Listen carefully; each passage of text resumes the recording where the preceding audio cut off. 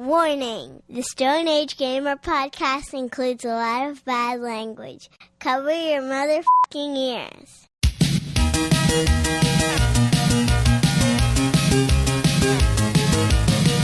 Good evening and welcome to the Stone Age Gamer podcast. I am Kris Randazzo and joining me tonight is the ghost with the most, Dan Ryan.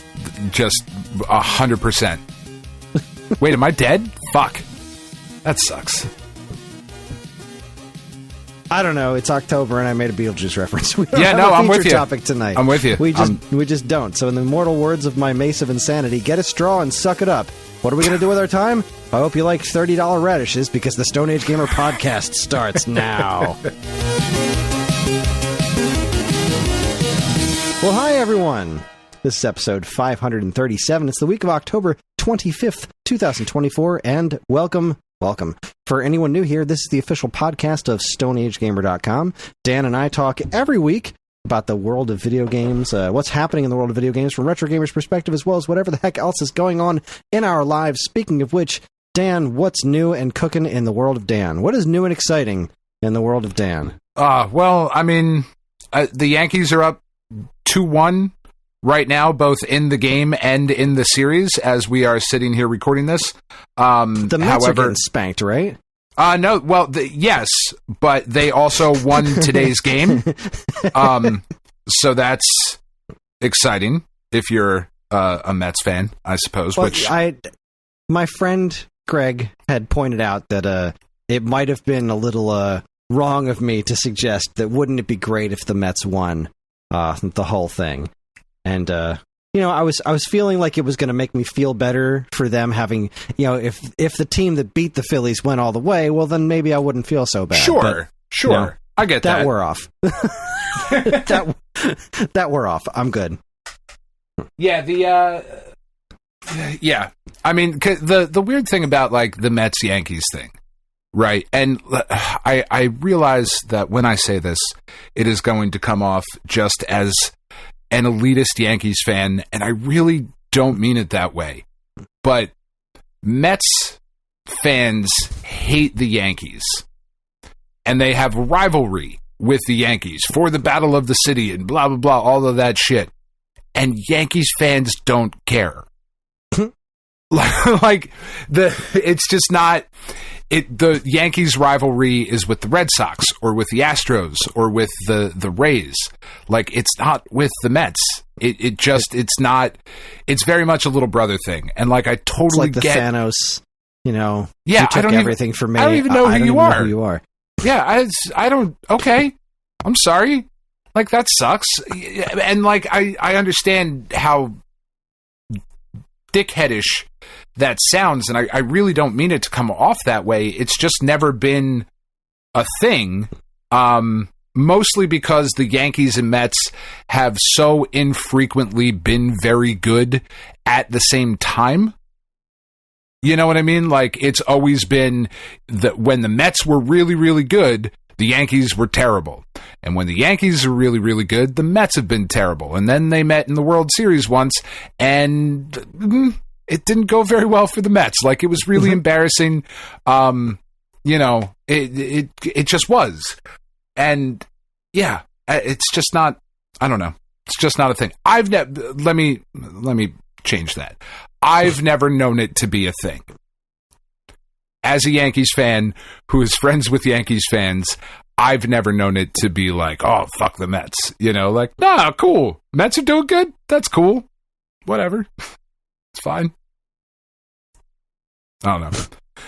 Yeah, it's fuck, Kris. I don't know, man.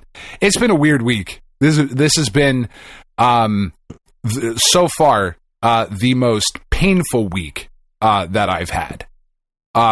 So I got the fifth infusion I got last Friday, so a week ago today, and I got it really early in the morning. And usually I don't start feeling bad until like Saturday night, Sunday morning. That's when I start to feel bad. And I realized that the reason I start to feel bad Saturday night into Sunday morning is because I was getting the infusion later in the day. By getting my infusion at 8 o'clock in the fucking morning last week, by Saturday afternoon, I was like, oh, okay. And what's weird about it is that as an adult, when you say your stomach hurts, right? When you're like, oh man, just like my stomach hurts, you know, it's not the same as when you were a kid. Think back to when, listeners, close your eyes. Imagine, if you will, when you were children and your stomach hurt, it was a very specific feeling that was when you were a little kid. That kind of stabby, pins and needly almost feeling in your stomach, where your stomach, and it just does not feel that way as an adult, right? When you feel sick as an adult, it's just different. So if you can imagine that sort of not feeling good, that's how I feel now. Because I for whatever reason, Saturday, Sunday, and Monday, when I say on those days that I don't feel well, I mean it like I meant it when I was 8. Of like, I want to lay in bed and watch The Price is Right because I don't feel well. I want to stay home from school, you know, and like I feel like a little kid. It's weird. And then the way the pattern goes is then Tuesday, Wednesday, Thursday is when the bone pain starts. And the bone pain this time was real fucking intense. It was really, really bad, to the point where I, for the first time, have felt an extended period of neuropathy. So neuropathy is one of the side effects of the chemo drugs, where you basically get pins and needles along with pain in your hands and your feet. And I've had that now for, you know, it's not all day with the pain or the pins and needles, but it is certainly more extended than it has been in the past, to the point where, like, Tuesday, Wednesday, Thursday, I don't think I played any video games or did anything really with my hands because they just hurt all day, which sucked. And now today, it's like, okay, the bone pain is starting to go away so that the gastrointestinal issues can move themselves in. It's just, fuck, man. It's just, and I told Tiff, like, earlier in the week, because I realized that I've been a lot more quiet at home these past couple of months. Like, I just haven't been talking as much because we had a couple things earlier in the week where one of the dogs that we're fostering had to go get spayed, so I had to drive the dog down to the hospital where she was getting spayed. It's not a Tiff's hospital where my aunt works. And then another dog that we sent out on a trial, one of the Anatolans that we still have, ended up not working out. Like, she was with another Anatolan and they got into a fight, and one of the goats that they were protecting got caught in the middle of the fight. So the goat had to come in for surgery and, like, almost got its damn leg ripped off. Like, it was bad. So I had to go, like, I had to make a couple trips down to this other animal hospital where my aunt works. And it's about, like, half-hour away, 30, 35 minutes, 40 minutes, depending on traffic or whatever. And as we're driving, like, I turned to Tiff and I was like, I realized as we're driving and over these last couple of months, I am not talking as much. And I'm sorry about that. If you are taking it any certain type of way, please don't, because when I talk now, it's either about me and where I am with my diagnosis, or it's just me bitching about being in pain. Like, the only time it's not like that is after we do this introductory segment on the podcast. Like, that's it. Every other conversation I have with people is just about where I am, how I'm feeling, all of that stuff. And I was like, with you, I get to just be quiet. I was like, you know, and also I don't want to just bitch all the time. So that's kind of been the week, you know. I haven't slept very much because it's woken me up in the middle of the night multiple times. Like, I'll sleep for 2 hours and then my legs start hurting. So I got to get up and I got to move around, you know. And then what happens when you get up at 3 o'clock in the morning and start moving around? Well, I'm up. You don't get back to sleep. Yeah, that's right. I'm up now. Cool. I'll just be up for like another hour and a half and then I'll go to sleep for like 2 more hours. And it's just, it's a fucking roller coaster, man. It is an absolute roller coaster. Because also at the same time, fun kind. No, I mean, it's a roller coaster like when you're in your 50s and you're like, "Whoa, that was a bad idea. I shouldn't have done that." I read all those warnings and I went, "Yeah, but clearly the leopards are not going to eat my face." It I must ate a bowl mean of mac and cheese and an ice cream cone, then got on a roller coaster. That's right. I ate a bowl of mac and cheese ice cream and then got on a roller coaster and was like, this would be a great, yeah. So, but also like shit is working, you know, we are moving in the right direction. It's just also getting cumulatively worse as we are moving in that direction. So it's like, fuck. All right. That's where we're at. Yeah. My week was pretty different. My week was odd, but for a different reason. Like, this was the first week I've had I can't remember when, where I wasn't overwhelmed. That's exciting. It was. My workload was reasonable, and I finished things and was done and was able to get a head start on other things, and just kind of like, no, I vacuumed. I straightened up things. I caught up on chores around the house. I cooked a little food. It was good. It was a good week, and I got to spend some time playing video games, which was nice. Not a lot of different ones, but just generally speaking, my stress levels this week were a lot lower than they have been for quite some time, and that's really, really, really nice. That is exciting. It's really fun. Yeah, I'm a fan. It's so weird when that happens now. When it's like, it is everything okay? Because like I feel pretty good, and I shouldn't feel pretty good because the world is on fire. So what the fuck am I missing? Like, yes, I'm still very stressed out about like all that stuff. Yeah, but because that's just moving right along, isn't it? It's doing something. It's like doing something. It's like a very slow bowel movement. It's just, all right, who does number 2 work for? Just a lot of, not a fan. Yeah, no. What did you play this week? Let's go with that. Hold on a second. I just got, the Gambler just popped, and I didn't get it on my phone. Why not? That's not okay. Hold on, I gotta find it on my desktop. Give me like 2 seconds, and then I can talk a little bit about what I played. Okay. So I got it on, it was $43.17. Not insignificant. No, not insignificant. I got that times 3, but why didn't I get it on my phone? It's very strange. I must have not been spinning or something. Must have missed a trigger in some way, shape, or form. Oh well. I'll live. Still, decent chunk of change. Yeah, all right. So I've been playing more Zelda.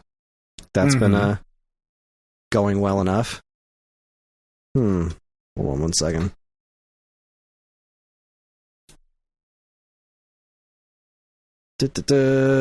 Sorry. Okay, back in. Okay, yeah, back in. So I'm said Jesus.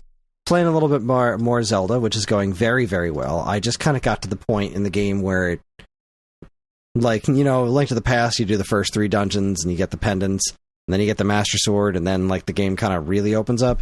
Yeah. I just got to the game opens up part.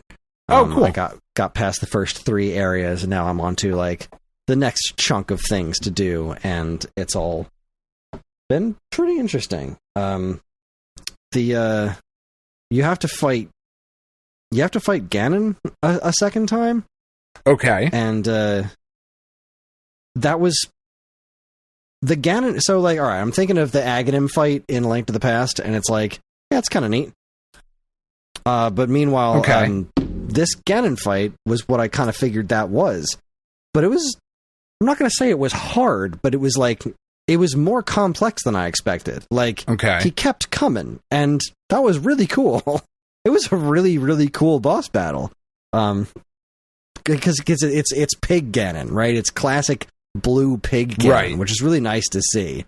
And the I do love a blue pig. Don't we all? The story's been pretty interesting, like just from a general, like not like a deep story or anything like that, but Sure. just it's playing with traditional Zelda lore in really fun ways. Like this whole Zora thing that I did. You had a River Zora and is it River Zora and Ocean Zora, I want to say they called them. Okay. But they were like the Zoras from Ocarina of Time are the Ocean Zoras, and the Zoras or Zolas from like the Link to the Past type of Zoras, they're the river ones. And like those two factions of Zora were feuding, and we've never seen those two designs in the same game before. Right. So that was like, I don't know, just as a longtime Zelda fan, that was a pretty neat thing to see. Like, it's very nerdy, but whatever. I thought That's it was okay. super cool. I was really into it. It's allowed to be nerdy. I got to a spot in the game where I decided to travel first after everything kind of opened up, that I think I'm not... Like, it's definitely open, like the original. Yeah. So... It's what's the word I'm looking for? You can. I think I went to an area that I'm not really supposed to be at yet, because I've wound up with like 3 different echoes that I can't summon because I'm not strong enough. Okay. Which is pretty weird. Like, yeah. They so like, oh, okay. Like in a sequence breaking kind of way, or no, just as in like, you know, when you're playing the original Legend of Zelda and you go into like level 8. Because you found it. And it's like, well, yeah. I mean, I could try to fight these things. I could. I'm not gonna. But, you know, since this game is this game, you can just kind of spam weird stuff to beat almost anything. Right. Like, if you're creative enough, you can just kind of blow through whatever you need to. And I wound up beating a couple of things, and I was like, oh, man, that's like a level 3 Lizalfo or something. That's pretty neat. And then I just... I'm just losing my words here. I try to summon it, and the way it works whenever you're summoning things, they cost a certain amount of these little triangle icons, right? Okay. Like a little blob will be 1, but a dark nut will be 3, and the highest I can do is 4. And these things all cost 5. Now they're as you power up in the game, if you get one extra one at one point, one extra triangle to get up to 4, you start the game with 3. But then you power up past that, like when your little tri-character levels up, it'll mean like these handful of things only take 3, like they'll lose a triangle, like how many it takes to summon them. Right. So okay. I'm hoping I'll be able to summon some of these things pretty soon. So, because they're neat, but the game continues to impress me just in its overall cleverness, and the world design is really fun. It's just a really freaking good game. It's a genuine joy to play. And I wish I was playing awesome. it right now. I wish I was playing it pretty much all the time. I've been somewhat surprised at the lack of chatter that I've seen around it.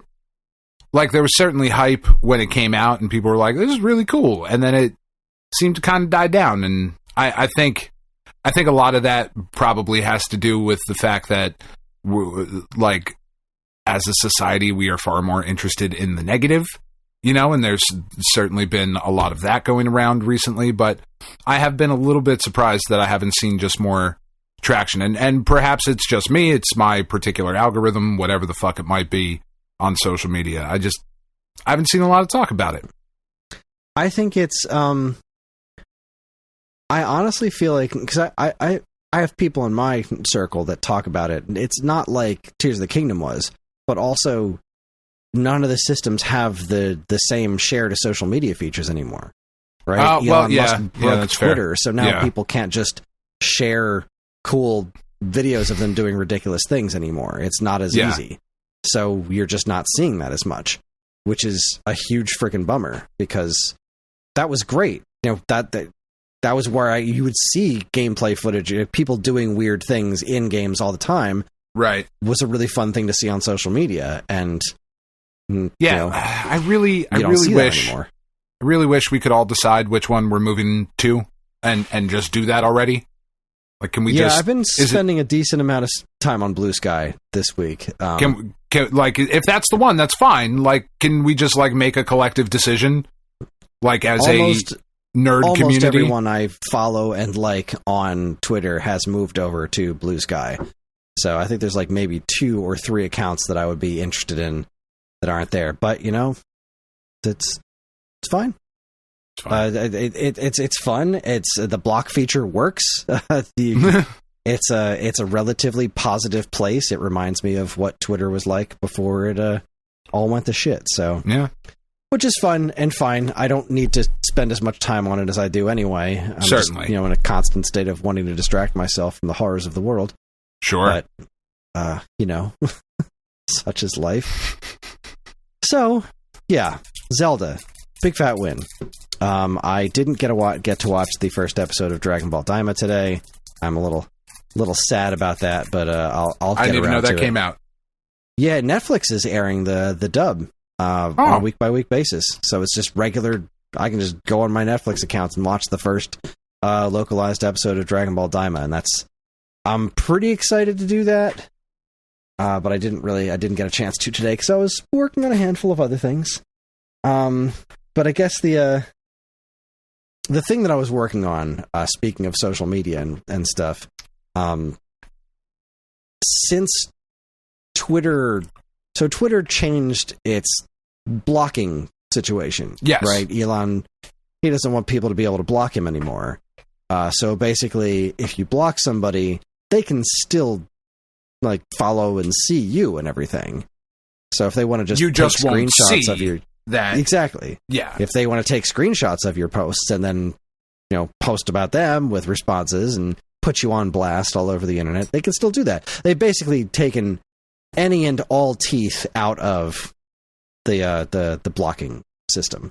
Also, I think the current terms of service are saying that everything you post, any artwork or words that you post, are being used to train AI.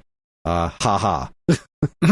So it's been a pretty mass exodus over the last couple of days. Yeah. To anywhere except that hellscape. So I wanted to be able to post things for Stone Age Gamer on a couple other places. So I wanted to incorporate Threads and Blue Sky because those seem to be the two that are gaining the most traction right now. Okay. So, but in order to do that, like you can't schedule posts on Blue Sky. So I looked into a program called Buffer, which is like kind of like what Hootsuite used to be. Okay. I looked into Hootsuite now, and it's like $100 a month, and it's for fuck all that. It's for very, very like if you're a business with like a team of social media people, that's what that's for now. Sure. And like, okay, that's not me, but that's neat. So I mean, you are a business with a team of people. I am. However, not a team of social media people. No. So I found this program called Buffer, and it also Hootsuite doesn't incorporate Blue Sky, but Buffer does. So now I can I can make one post, and it'll automatically post to all of every social media site that we're on, and I can kind of edit them individually. Okay. As I go. So I just started a trial for it. So give it for 14 days. I talked to my boss about like if this works out, can we pay the like $30 a month to keep this going? And he said okay. And I was like, let me continue the trial first just to make sure it does what I want it to do. And it's not right. It's not perfect yet. Like I can't so it's got this engage tab on the top where I can very easily sort through and comment on all of my Facebook and Instagram posts, but just those two. I can't answer anything on like Twitter or Blue Sky on this program. So I still need to use the individual programs to respond to people. But it does have a pretty decent set of analytics on it. Like it'll show me what my reach and engagement is on every post that I'm making, which is pretty nice. That's pretty cool. But those are bonuses for me. The thing that makes me happiest is that I'm able to create a single post and just hit post, and it'll schedule it for all those different things, so I don't have to keep going to the different apps. And it'll post. How many times can I use the word post in a sentence? So that was a lot of my day, actually, was messing with this program. Like, creating a YouTube short was kind of a pain in the ass because I would, individually do YouTube short and then go to TikTok and then go to Facebook. And now I can just upload the video once and I can tell it what to do on those 3 programs and then let it ride. And that is a pretty nice improvement over what I was doing before. So hopefully this is going to save me some time. I do enjoy all of the productivity solutions that we have to make for these new problems that we discover as we're like, oh, all of these new things and features and stuff and things we can do. Oh, no, it's fucked everything else up. now I need to fix all this other shit. I had to ban somebody on Facebook this week. Ooh. Yeah. Love a good ban hammer. Yeah, you know what? Hey, he was there. So, go ahead. I'm sorry. He was pissing me off in the first place because one of the things I do every week is I post covers from video game magazines from 30 years ago. 30 years ago this month, Game Pro had this on its cover. Right. And this guy was just like, where's the link? You were talking about that, yeah. Right. So he comes back again with his, no, I'm demanding this. You need to do this. And I responded, no, I don't need to do this. The internet's there. And a handful of other people were commenting like, what are you talking about? Like, if you want to look up these magazines, look up these magazines. And this dude's going on this tirade about how it's a service thing. Like, what if somebody went online to eBay and bought the physical magazine because they didn't know that they could find these things, download them online? I'm like, good. Then I don't give a fuck. Oh no, they get to read an original magazine in the format that it was intended? What a tragedy. Son of a bitch. Damn. How fucking dare you that? How dare you, Chris?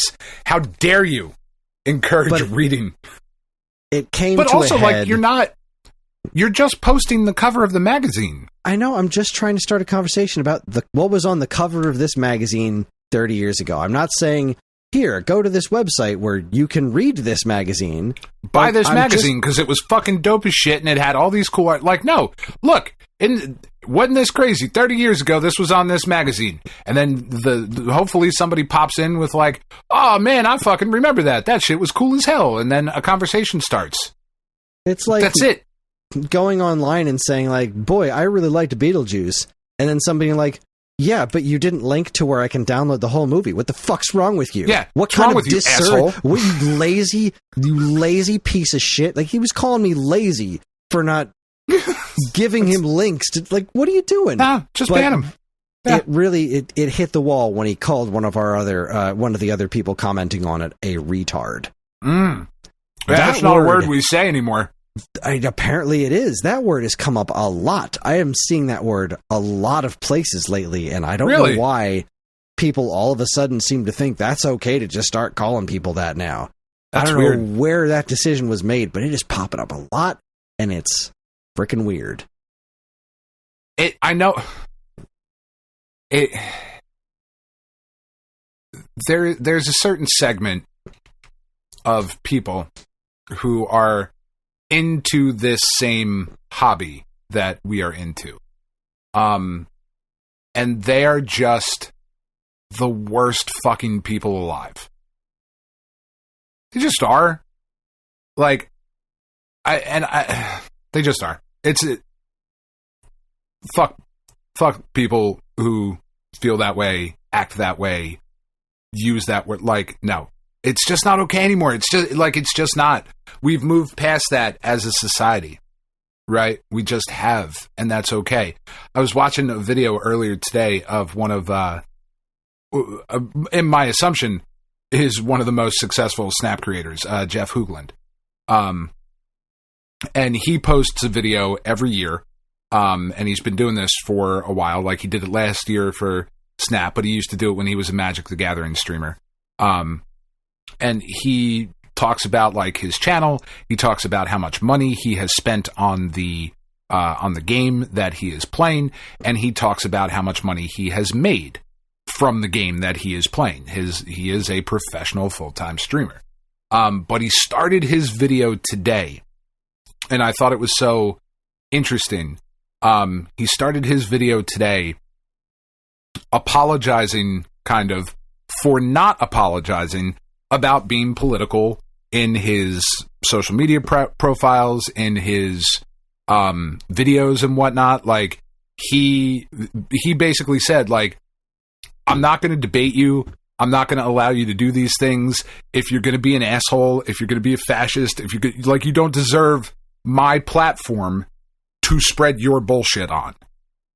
Right? And that's exactly the way you should look at the Stone Age Gamer thing. Like, no, you're just not going to do this. This is not a thing that we are going to encourage. And like I just said, the being nice doesn't get you as much engagement, but I don't care.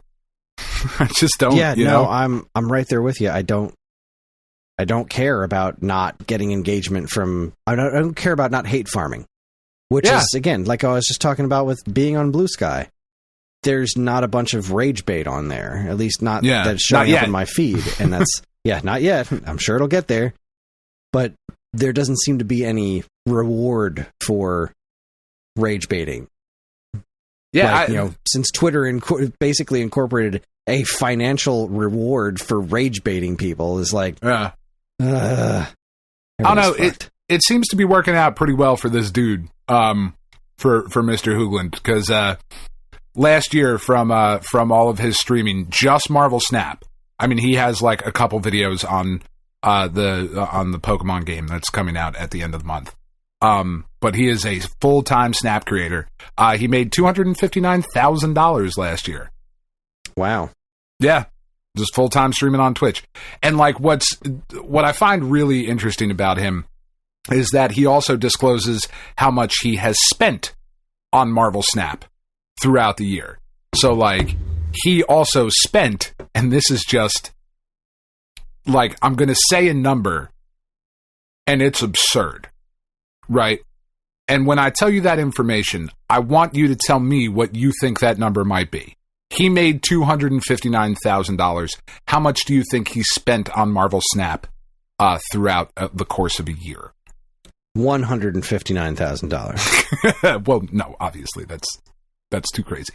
He spent... Is it? I don't know. Yes. He spent $18,000 on Marvel Snap last year, buying credits and gold and stuff to upgrade his cards and like create content for his channel, and that's just one dude spending $18,000 on a fucking mobile game. So like, what we need to do, Chris, is come up with a mobile game is what I figured out. I don't know what it's going to be. What was the big titty anime girl? B-Tag? That's what it was. B-Tag. B-Tag. That's it. You just open cards of big titty anime girls and like, they just battle each other, and by battle each other, I mean they touch their breasts together, and like we'll be fucking aggressively. Yeah, well, sometimes, sometimes not, sometimes sensually, depending on the fucking mood. I don't know. We'll be millionaires. That'd be fucking absurd. Oh, welcome man. to SAG B-Tag. SAG B-Tag. There you go. Oh, it's such a good idea, man. Yeah, no, fuck all that. Don't feel bad. Ban that shit. That's no. I don't feel bad for banning him. I just feel bad that there was a situation where I had to ban somebody on our fucking video game page because they couldn't behave talking about video game magazine covers from 30 years ago. Like, yeah, it's just one of those things. It's like, what are we doing? It's a weird hill to die on, man, but like, all right. It really is. Good for you. Man. That's wild. All right. Okay. You feeling good? Feeling good. Feeling fine. Feeling sexy. Okay. It's not true. That's good. No, you should. So on the show last week, yeah, as we were recording, at the end, I got my code for Hatch Tales. Mm-hmm. This is what I've been waiting for. Like, that's why I wanted you to go first. Because I need to hear about Hatch Tales. Because I think what you're going to say, and I've purposefully, every time I've seen some like messages about it in the Discord pop up, like I've been scrolling through them And I think you're going to say that it's like the worst possible thing that it could be, which is that it's fine. Yeah, you're not far off. It's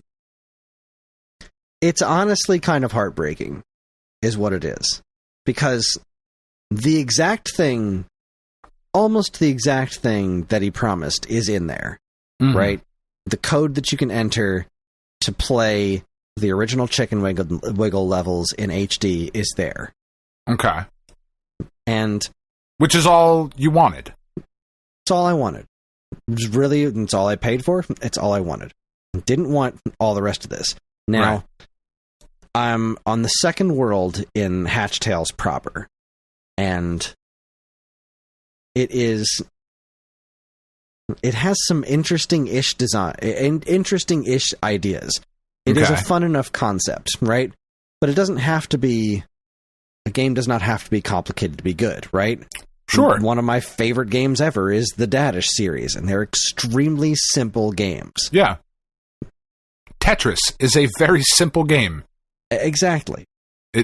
At its core, it is a very simple concept. One of the things that bothers me so much about Hatch Tales, besides I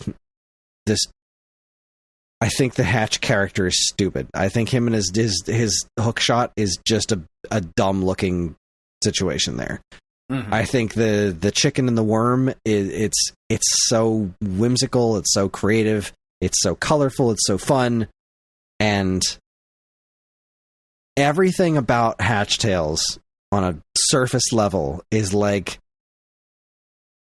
it's like looking at something that was really great to start with that somebody then listened to a whole lot of bad advice about and is just a fraction of what it should be. Right. This game the looks opposite cheap. Of the Sonic movie. This game looks cheap is one of my biggest concerns.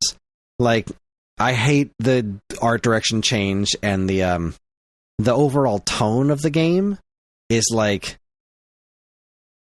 I'm losing my train of thought here because I have so many different things I want to say, and I'll try to boil them down in the right direction. So there's, even when playing the Chicken Wiggle levels, right? Mm-hmm. There's this overall feeling that, and it's in the music, is that things need to be more epic than they were. Okay. So when I listen to the Chicken Wiggle soundtrack is great. It's there was this soul in that game that was like, this is a game that this guy came up with that he really wanted to make, and it came through in its visuals and its sound design, right? It came through in every piece of it. It was this cute little thing made with love. Yeah. And when they were going to HDify that and just HDify what was there on the 3DS, that was fine. Right, I'm on board with that. It's a small scale project. You don't need to add a whole bunch more animations. But if you remember way back like 7-ish years ago when they were doing Wonder Boy the Dragon's Trap and Monster Boy, right? And then Monster Boy looked like a cheap Flash game. And then Wonder Boy the Dragon's Trap showed that it looked like this stunningly gorgeous animation. Monster Boy was like, we got to up our game because we got to fix this because this is embarrassing. Yeah, this is embarrassing. It's like we didn't even consider games could look this good. So, okay, this is what we're going to do. And they did a good job. Mm-hmm. Hatch Tales is a much more... It's like Hatch Tales is basically the ambitious sequel to Chicken Wiggle that people would have wanted had they been given the chance to properly play Chicken Wiggle, right? Right. Just from a level design gameplay standpoint, this game is the sequel to that game that you would have theoretically wanted. But it's marred by this sort of epic overtones. Like, it's the same sprite, except colored brown, but he's got angry eyes the whole time. Yeah. It's like trying to make Kirby edgy. It's like, right? Because he's always got the angry eyes of the box art back in the 90s and stuff. Like, you're not going to make Kirby edgy. It's just silly. This is dumb.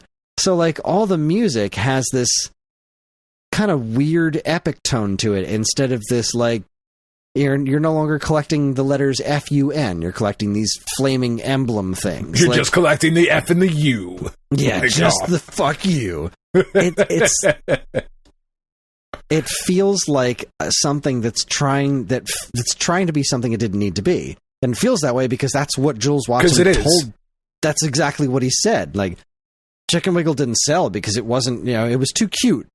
That is not why it didn't sell. Yeah, that's not it. It's just not it. Like, you didn't need to change this adorable duo that you invented here and turn it into something that's slightly more edgy. Like, that's not your problem. Your problem was you were on 3DS when nobody wanted to play 3DS anymore. And it wasn't a problem unique to you. This is provable. You can look at this and say, Metroid didn't sell on 3DS. Right. So, Chicken Wiggle didn't have much of a shot either. Like, that's what the problem was. And it was super obvious that that's what the problem was. And if he had just made what he did, if he just did the Chicken Wiggle HD remaster for Switch, just released that at a decent price point early on, you probably would have done something, right? Because it still wouldn't have sold very well. No, it wouldn't have sold gangbusters, but it would have sold better than it did on the 3DS. Sure. If it had managed to get there early enough on the Switch eShop, Atui has enough name brand recognition, and this is a clever enough game that it probably would have done something. And if he had these ideas for this sequel to it, that would have been all the better. But now we have this thing where you've got a decent game that's being held, like, visually speaking, there's no excuse for this anymore. Indie games don't look like this anymore. They just don't. Right. Like, you can look at even something as simple as the $5 Dadish games, right? Those don't aren't look like that. They don't move like this. There's a shocking lack of animation in everything. There's, these high definition detailed images that are animated with 2 frames of animation. Like, there's a bat and the entire... It's not going to work for me, dog. The bat's flying is just 2 frames of animation swapping back and forth. Now, when Chicken Wiggle was on 3DS and that was a pixelated sprite, right? It worked. To look like an old NES/Super NES era thing, right. You can pull that off. That's a look that works because of its art style. But when you clean that up into something that looks like pretty nice looking hand-drawn stuff that animates like Hatch's animation for when he's walking is like 4 or 5 frames or something like that. It doesn't work. The whole game looks cheap, and it's super unfortunate. The whole gimmick of there's this thing where you can find these cracks in space-time and you can peck at them and then go into this dark world version of what you're playing. It's like Super Mario 2 with the potions. He put that in the trailers like it was some like big revelation or some like super creative thing he did. It's like, dude, we've been doing Light World Dark. You're basically doing the subspace from Mario 2, and you're not doing it very well. I've been to like 3 of those areas so far, and they have added absolutely nothing. Just absolutely nothing to what I was doing. It's much like the best of Mutant Mudds. It's frustrating, but it makes you want to keep going. But just its overall presentation is just it makes me so sad because I know what it could be and I know what it should be. And I know the story behind it, and that's what makes this kind of a bummer. It really just seems like he, and this is just from interviews that I've read with him and seen him speak and whatever, he really thinks that this game, both in its original form and this new form, are the greatest fucking thing ever, and the rest of us are really stupid for not recognizing that. Like, that's how all of this is coming off from him. And what I find so interesting about that is that the ability to hold that opinion for both things of Chicken Wiggle was fucking amazing, and you're all idiots for not playing it. But this new thing I did that now all of you don't want is so much better that you're also idiots for not wanting that. And that's a really weird, like, dichotomy to have. I'm genuinely curious what this game's going to do when it hits the eShop on the 22nd, right? Because it's not on the eShop yet. You can't buy it yet. The only people who are playing it right now are the people who did the Kickstarter. So at least we got our copies early, which is nice. Right. But so that you can tell everybody not to buy it. I shudder to think what's going to happen when this game drops on the eShop with absolutely no fanfare. Right. And doesn't sell. Looking like a Flash game. Because like that when Gimmick 2, right? Gimmick 2 was getting ready to come out, and there were people saying, we saw it in our Discord, I saw it on our social media, people were saying, this looks like a cheap Flash game, why would I buy that? And no, Gimmick 2, you are mistaken. It's like when people say like a new PS4 game looks like a PS2 game. Right. You don't remember what PS2 games look like. Like, I know you think you do, but you don't. And if you're saying, and just Gimmick because 2 it's looks bright and colorful does not, like, the one comparison I saw a lot was to Cut the Rope, that fucking alligator thing. Right. And like, I see what you're going for. I see why you might think that. I get it. But Gimmick is one of those games that when you play it and you see it in motion, it's like, okay, it's not that. I get it. It doesn't do that. It doesn't work. It doesn't move like a cheap Flash game. It has been animated intelligently. Hatch Tales moves like a cheap Flash game. Its presentation is not doing it any justice. Now, argue all you want about the name of Hatch Tales versus Chicken Wiggle. I know Chicken Wiggle is a very silly name. I thought that's part of what gave it its personality, part of its charm. But Hatch Tales, I think it's a bland name, but it's not a terrible name. Right. So it's arguably a better name. Even if they had just stopped there, I would have been okay with it. But they didn't. They turned it into this. Right, you see a bright yellow bird with a worm and a backpack. Like, that is interesting. You see a brown bird with angry eyes with a hook shot. There's nothing interesting about that. It's less interesting. It's way less interesting. And that's what this is. It's like, okay, if I'm ignoring this, now you can play the game Hatch Tales as the Chicken Wiggle characters. You can do that because they're functionally the same. They just don't look the same, except the Chicken Wiggle characters are hard mode. Just like the original Chicken Wiggle, you don't have any, like, you can't take more than one hit. So also feels like kind of a fuck you. It does feel like kind of a fuck you. It does, because, you know, I'm old and I have nothing to prove. So as much as I'd rather be playing the game like that, this isn't a 2E game. It's hard. Mutant Mudds is a hard game, right? They don't make super easy games. It's kind of what they're known for. So having that extra hit is really helpful. So I'm playing the game as this brown Hatch character, and it's making me sad the whole time I'm playing it. But I'm not.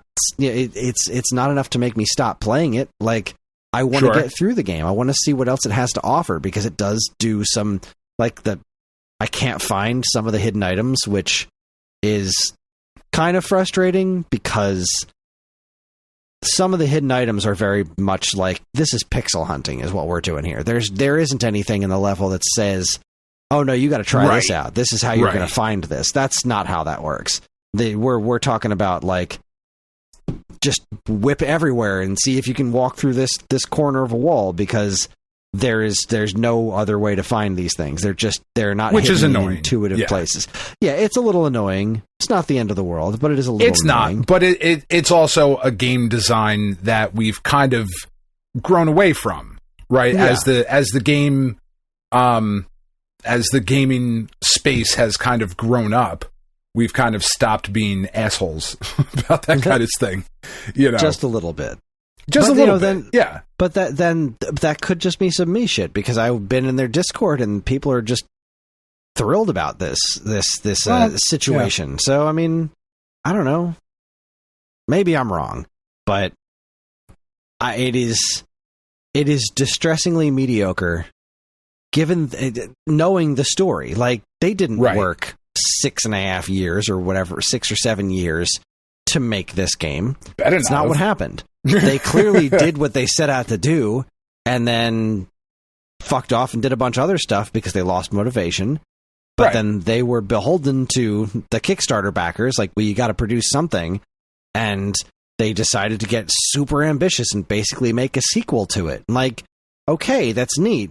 But how about you just give us this thing first? How about you give us the thing that you asked us to give you money to do first? Yeah. Get that done. Get that out into the world. And if you're then inspired to make this sequel, go nuts. Go for it. Then go nuts. Because he said in the Kickstarter email that he thinks this is the best work he's ever done. And I don't know that I can argue with that. I mean, my favorite Atui thing is Zeodrifter. Right. Like, but, Mutant Mudds is really good, too. Sure. And I love Totes the Goat, even though it's just Qbert. Like, right. Still don't really understand how that works. Like, that's literally Qbert with different characters. Like, I guess they don't have a copyright to that specific gameplay, so anyone can do it. But still, it was because well there was another one that did that. Forget what the fuck it was. It doesn't matter.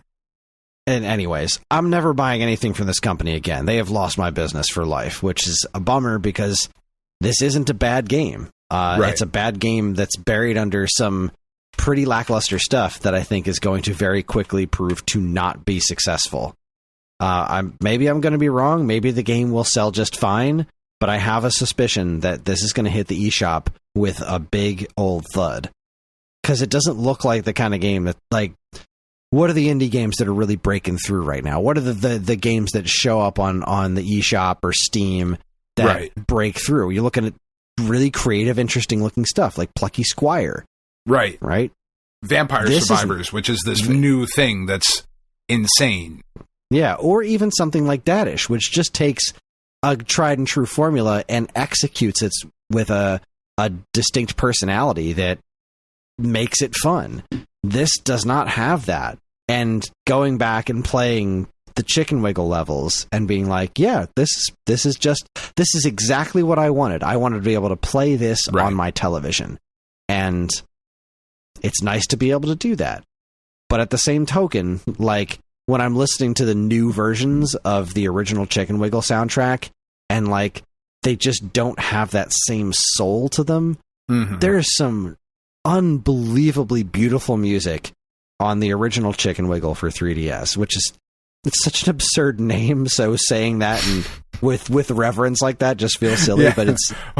Chicken Wiggle. Good old Chicken Wiggle. But there's some really, really, like, I'm talking like the kind of classic chiptune music that stops me in my tracks, like that kind of stuff. And the new versions of it, they tried to make that music sound jaunty and epic, and it just kind of takes away all of the wonderful, like, feeling that was in this simple game. Like, the beauty of that game's simplicity was what made me so happy about it. It was the same kind of joy I got out of Dadish, where it's like, here's this thing that's just crazy simple. There is nothing complicated about this at all. It's just fun and executed with a degree of love. And that's what Chicken Wiggle was. And they just took all of that out of it to make Hatch Tales like, no, our gameplay element's really cool. You just didn't notice because our character wasn't edgy enough. So now our bird's got angry eyes, and there's no worm, it's a hook shot. And there's like that's what I'm saying, you know, like big snow demon, and he's like big evil snow demon. And you're gonna save the day. You're gonna go on this epic adventure. Like no, nothing about this needed to be epic. Nothing needed. Nothing. Keep that word far away from this game. You had this beautiful small scale thing that didn't catch on only because of where it was. That was if he had released Chicken Wiggle in the first place on the eShop. Right when the Switch launched, like within the first couple of months, that game would have sold gangbusters, because that's what happened with Mutant Mudds. Mutant Mudds hit when the 3DS eShop was in its infancy, and it was a competent, well-made game that played to the strengths of the system when there wasn't a ton of other games just like it out there, and it sold like crazy because like it was that's what people were looking for. That's what people were looking for, is the right thing at the right time. And at the early days of the Switch eShop, everything was selling like gangbusters because there was nothing there.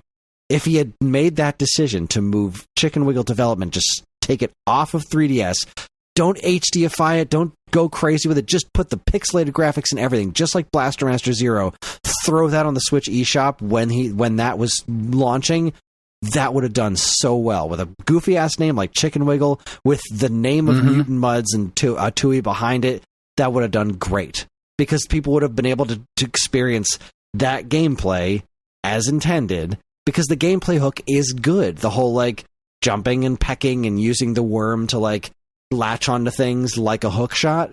Right. The gameplay loop is solid. The whole thing is sound. It's just timing and a piss-poor attitude from its creator. And... yeah. It's such a bummer, man. It really is. You know, So, one of the games that I've been playing this week was sent to me by one of our listeners, and I forget who sent it to me. I think it was Reformat. Sent it to me. I should have written this down, but I can't fucking remember shit right now. I think it's a game that you've talked about as well, Chris. Goliath Depot?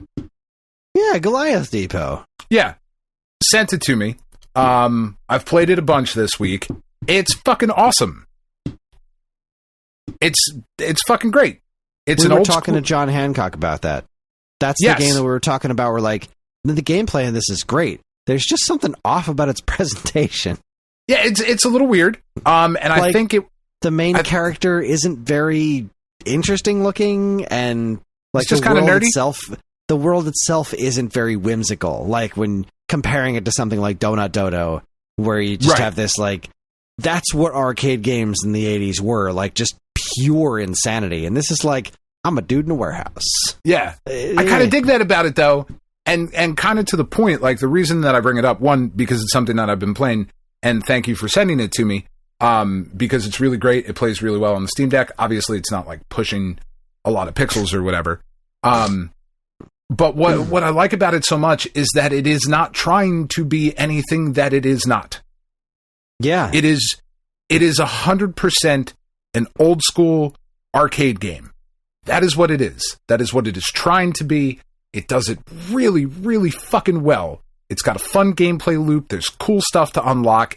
It controls well. It looks great. Like, just be what you are. It's okay. It's okay. A lot of us want that kind of thing. You know, you certainly, Chris, I mean, way more than me, are much more into that style of game at this point in your life, because that's what you have time for. That's what, you know, like, you don't want to play 12 Breath of the Wilds every year. No. Like, that's just not a thing that you're interested in, you know? And it's really not a thing that I'm interested in either. Like, the two games that I spent the most time with this week were Goliath Depot, and Nuclear Blaze. Right? Let me just make sure I'm getting that name right. Oh man, it has been so fucking frustrating. I cannot begin to tell you how frustrating this is. Because this was also sent to me by one of our listeners. And again, I fucking forget, and I have it written down, and like I said thank you in the Discord when you sent it. So that's I feel good there. Nuclear Blaze, which is a game that is made by the dude who made Dead Cells. And you are a firefighter, and you show up to, like, put out a fire, and you continue to progress, like, deeper and deeper into this weird military complex, and there's like this weird story that's unfolding as you play through it, and it is so fucking engaging. Like, I'm having such a blast playing this game. I cannot tell you what the story is about right now, other than, like, there's just some weird shit happening, but it is a game that does one thing, right? You are a firefighter. As you are going through the levels and whatnot, you obviously are putting out fires as you come across them. And there's, like, some element, like not, I'm going to say Metroidvania only because there's like an upgrade kind of thing that happens as you're playing through it, not that you're going back to other sections. Although I do think that is happening because there are cats to rescue in this complex. I've only rescued 2 of them so far, but like as you're starting out, you can't shoot up or on a diagonal, and then that's an upgrade that you get. So you're going through and like you're putting out these fires, and you have to conserve your water because there's water refill stations all throughout this complex. For some reason, if we ever get on fire, we're going to need a lot of water. But like you have to manage your water consumption as you're making your way through this world. And it's super engaging and really well done. It looks great. I believe it is out on like Switch and everywhere.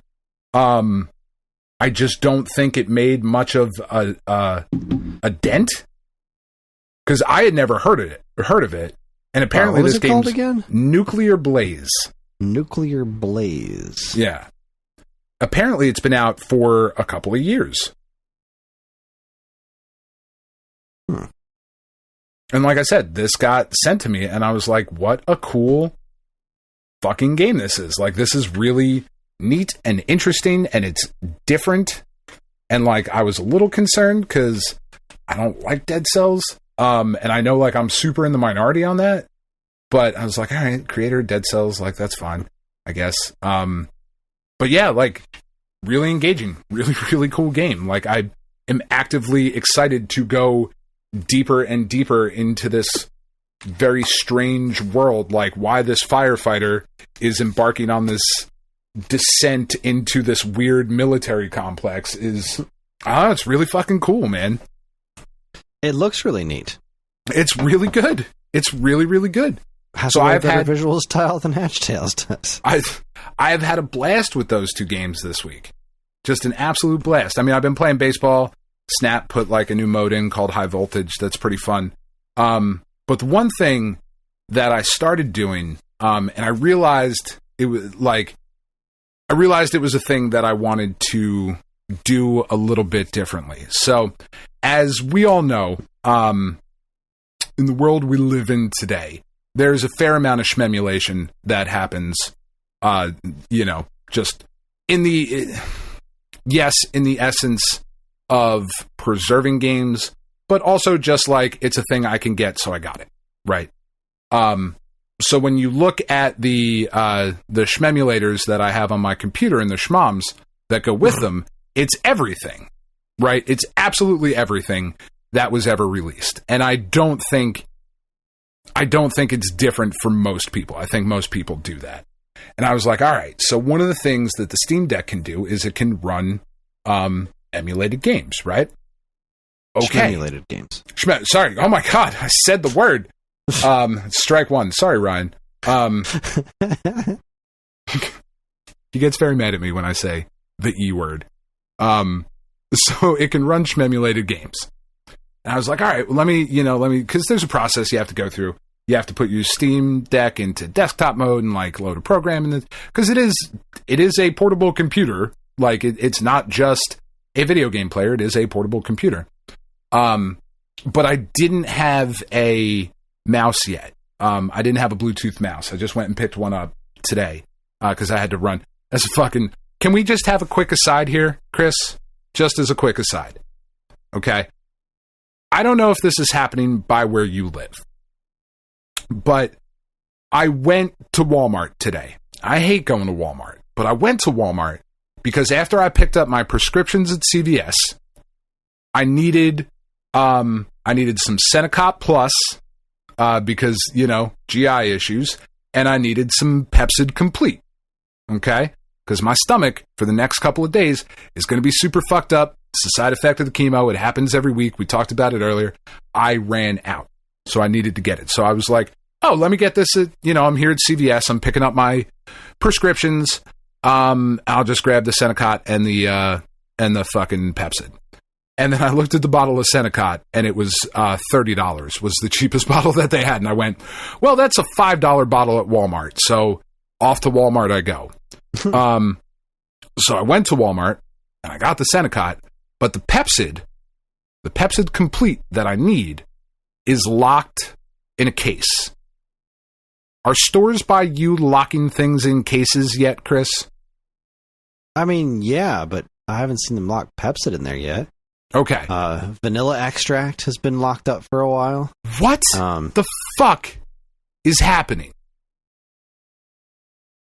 Who's out there fucking stealing vanilla extract to a level that it needs to be locked up?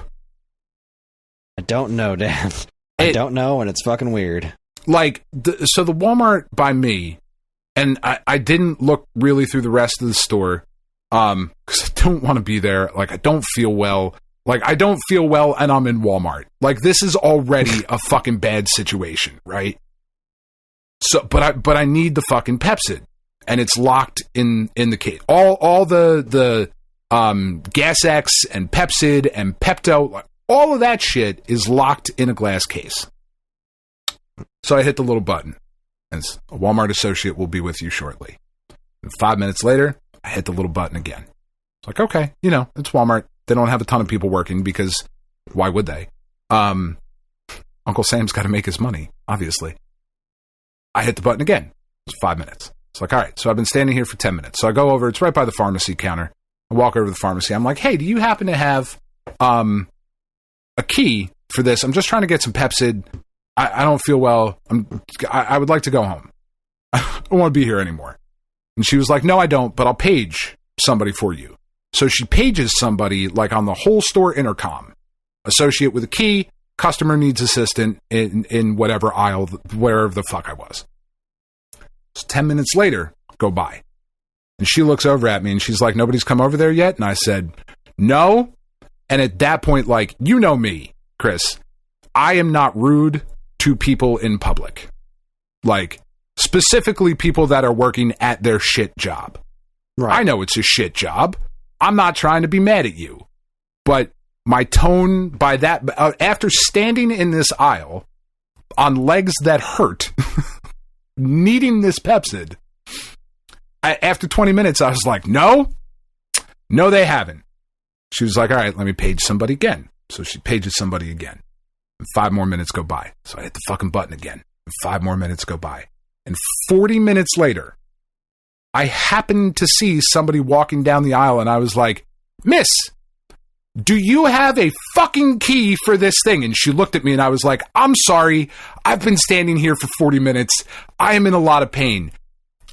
Do you have a fucking key for this thing to open it? And she was like, I do. Please open the case so I can have Pepsid and I can go the fuck home before I lose it. And she was like, I am so sorry. I said, no, I know it's not you and I'm not yelling at you, but I am so fucking angry. Like, I'm cursing. And there's people like, that is just not a thing I do. You know what I mean? Like, for as ridiculous as I am on this show, it is partially somewhat of a character. Everything is turned up a little bit. But, like, that is just not how I behave in public. I'm an adult. I understand what it's like to work. Anyway, stop locking shit up. It's fucking weird. I don't get it. Why did you lock up the Pepsid? If somebody steals Pepsid, they need it more than you. I'm sorry. Like, don't steal. Stealing is bad. But also, if somebody steals Pepsid, they probably needed it more than you did. Like, it's okay. You know what I mean? Anyway, fucking sorry, aside. The fuck was I talking? So, Bluetooth mouse. So I got the Bluetooth mouse while I was at Walmart today. You were doing the weave. I get it. Yeah, I was doing the weave. See, what I do, it's very intelligent. People are saying I weave back and forth and I come back to the point, tears in their eyes. Big, strong points. Big, strong. Are you watching SNL? Dude is fucking killing it. Oh my God, SNL is so good right now. Dana Carvey's Joe Biden. It's fucking hilarious. It's really, really good. The dude that they have doing Trump, it's very funny. They eating Mudang. Anyway, they did. Last week's cold open was that the only debate, because Trump wouldn't agree to debate Harris again, the only way that he would agree to appear with her on stage was at the Family Feud. So they did a Republicans and Democrats family. It was fucking great. Anyway, SNL is killing it right now. It's very, very funny. So, got the Bluetooth mouse today. because I realized as I copied things over to the, because we got the 1 terabyte SD card, micro SD, to go in the Steam Deck as well. I was like, all right, so I can shmemulate all this shit on here and never come close to having a terabyte filled up. I moved everything that I had for NES and SNES to the Steam Deck. And then I started looking at it and I was like, I don't actually want 2,000 fucking games on here. Like, I'm never going to play them. So I started getting into this week, looking through the lists of things that I have and trying to come up with, like, what are the essentials? You know, not just like what I necessarily would want to play, but if this was a thing you were going to do, right? Because we did our Stone Age starter kits, but what would our essential lists be? And that's kind of the question I've been wrestling with over the last couple of days.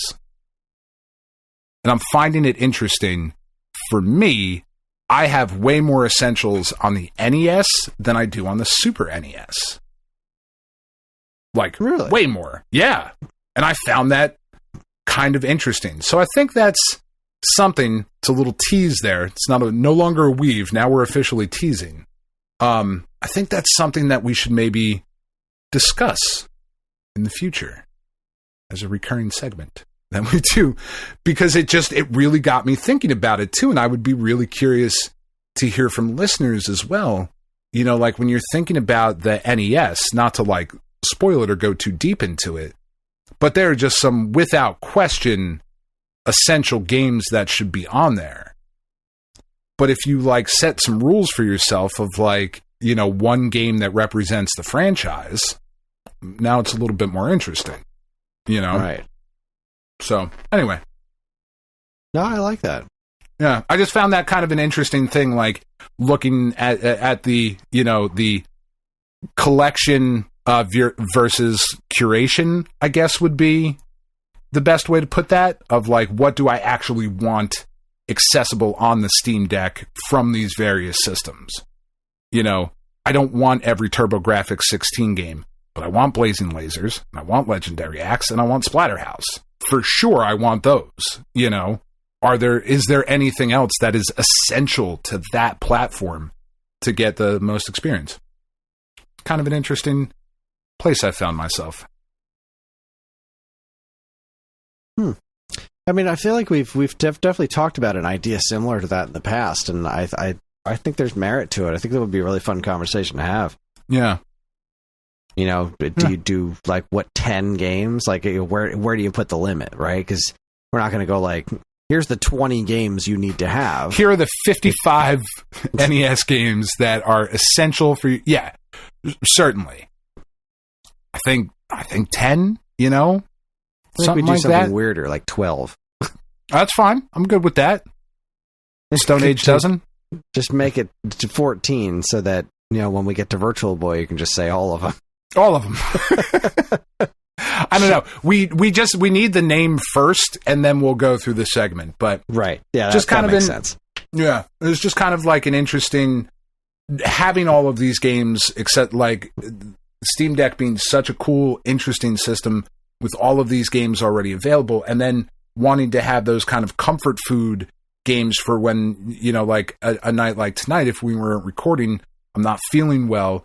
You know, if the Yankees game wasn't on and I want to play a video game just to kind of, like, I don't want to play Vampire Survivors right now because, like, that I have to actively, you know, engage and I'm trying to unlock things. But, like, going back to that comfort food, you know, am I playing Marble Madness? You know, maybe. Things like that. I don't know. Just kind of an interesting thing. I like it. Yeah. I fucking weave like a motherfucker. A musical humdinger. Weave all over this bitch. And that's it. That's what I got, Chris. That's where I'm at. Well, I like what you got. Okay. Yeah, I guess that was all I had too. So, take ourselves a quick break. Yeah, we're going to move on. We're going to take ourselves a quick break. When we come back, we're going to talk about what's new at Stone Age Gamer and go over week-old news and then go to bed. If you're listening to the Stone Age Gamer podcast from geekade.com, stick around.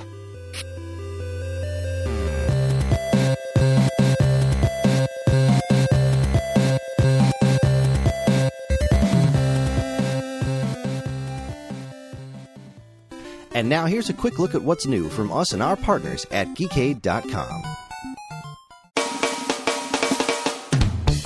First up, can you believe those motherfuckers? I'll say it. Kamala didn't say it. I'll say it. Can you believe those motherfuckers over at this week's episode haven't recorded a new episode yet? They were supposed to watch Northern Exposure like a month ago, but they skipped September's episode. And here we are, almost at the end of October, and they still haven't made this shit happen. It's called This Week's Episode, not Whatever the Hell I Want's episode. Will they talk about a moose walking the streets of Alaska? Does the show live up to its reputation? Spoilers, it does. It's fucking dope. You'll have to wait to find out, because they'll record it at some fucking point, I imagine. Oh, right, there was no episode title on that. No, because you didn't record it. I didn't record it because it hasn't happened yet. Because it hasn't happened. I'm now in season 2 of Northern Exposure, but it's so good. It's such a good show. It's not quite clicking with me yet. But you watched a whole season.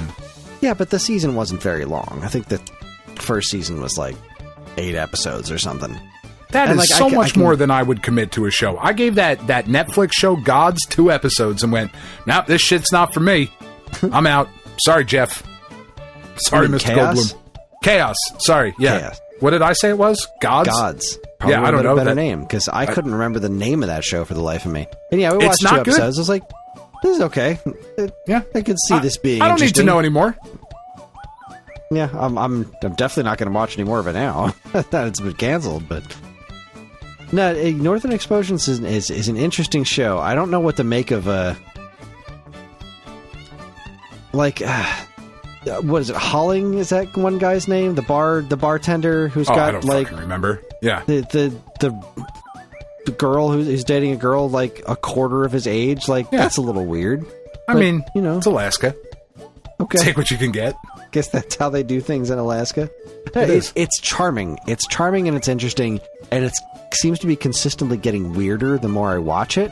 It is a weird, consistently weird show.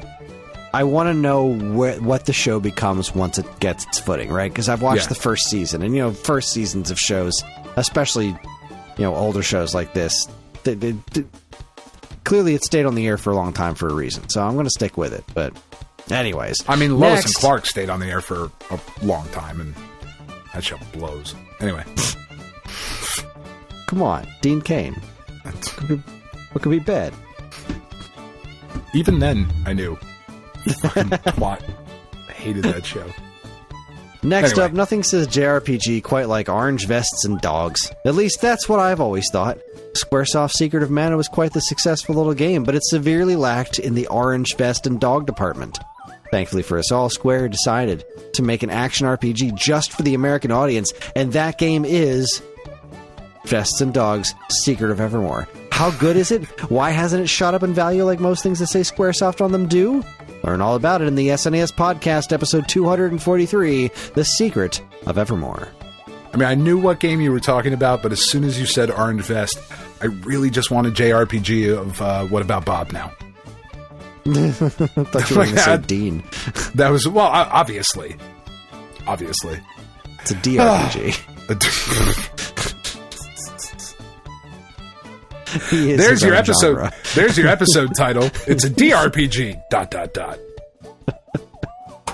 Oh, fuck me. Finally, the people at a theater near you have watched just a lot of movies. Like, honestly, let's watch all of the Rocky movies. Like, who fucking says that? It's weird. Anyway, many of them have been good, and many of them have been bad. But nothing could have prepared Sean, Paul, and Kris for modern problems. It's a 1981 Chevy Chase vehicle that involves him driving behind a nuclear waste truck. Just as an aside, it is now 6-2 Yankees because Giancarlo Stanton is a fucking G. Fucking love this guy. 3-run home run. What was I saying? It's a 1981 Chevy Chase vehicle that involves him driving behind a nuclear waste truck and getting superpowers instead of cancer. If you've ever seen the movie Zapped, you know what kind of depravity you're in for. Enjoy the suffering of others in a theater near you. Episode 45, Modern Problems. Modern-ish problems. Modern adjacent. The name doesn't make any sense. No, it doesn't. It was one of the many problems with that movie was that its title was one of the many sense. modern problems. Was that the naming convention was fucking weird? Yeah. Like when I say that Chevy Chase's character is so deeply unlikable in this movie, in a movie filled with unlikable characters, there were no likable characters in the whole movie. There's no one to root for. No, Chevy Chase in particular was just Chevy Chase awful. is deeply unlikable. He is, but in his older movies, like, you know, the National Lampoon's, the vacation movies, like Fletch, like... That's it. Those movies. Those are the ones. He was perfectly likable in Caddyshack, like... Ugh, I fucking hate Caddyshack. How dare you? I'm not uber fond of Caddyshack, like a lot of people are, but he was perfectly fine in that movie. He wasn't... Like, this guy's whole thing is... He's so deeply jealous of his fiancée that he's driven her away because he's jealous of everything that she does, and he refuses to get better in any way, shape, or form throughout the movie. And it's also billed as a comedy that is just blatantly unfunny. Yeah. And you'd think that when he's driving in his car and there's like nuclear waste shooting out of a truck and he's not pulling over, he's just like wiping it out of his eyes. Like, that should be kind of sort of funny. But then he gets superpowers, right? This is like a half an hour or so into the movie. I didn't know this was a movie about someone getting superpowers. And then he gets superpowers and proceeds to do like... He like blows up this guy's dick in an opera. Like, I mean, that's funny. On stage. So, like, his girlfriend, the girl that he's into is there with this new guy. And so instead of doing something to them, he ruins the stage play by making a bunch of people, like, fly around, and then he just blows up this guy's crotch. Like, what's happening? Why is any of this... This movie was so bad. This movie was so bad. I was so angry when we were done watching it. Yeah, so that's hours of your life you're not getting back. Really, really hours. Bad stuff. But anyway, for all this and really more from us and our partners, bad eggs. Be sure to keep your eyes as far away from modern problems as possible, and on Geekade.com.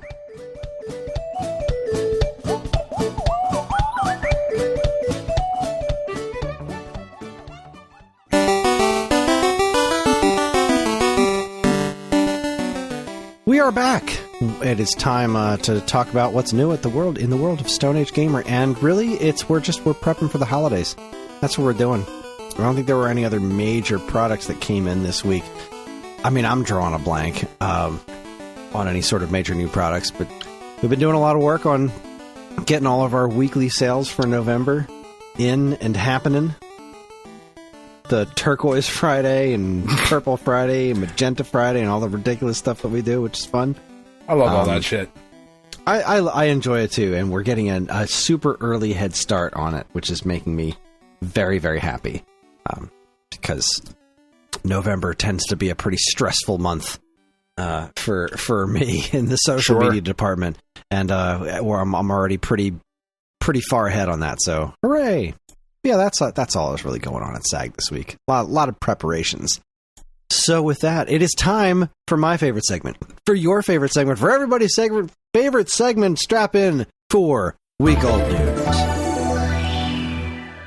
Hello, everyone, and welcome to Week Old News, where we talk about all the news that was new a week ago. And first up, we have a story from Destructoid. I just really liked the headline here. Destructoid says Asper is compiling Core Design's Death March in Tomb Raider 4 through 6 remastered.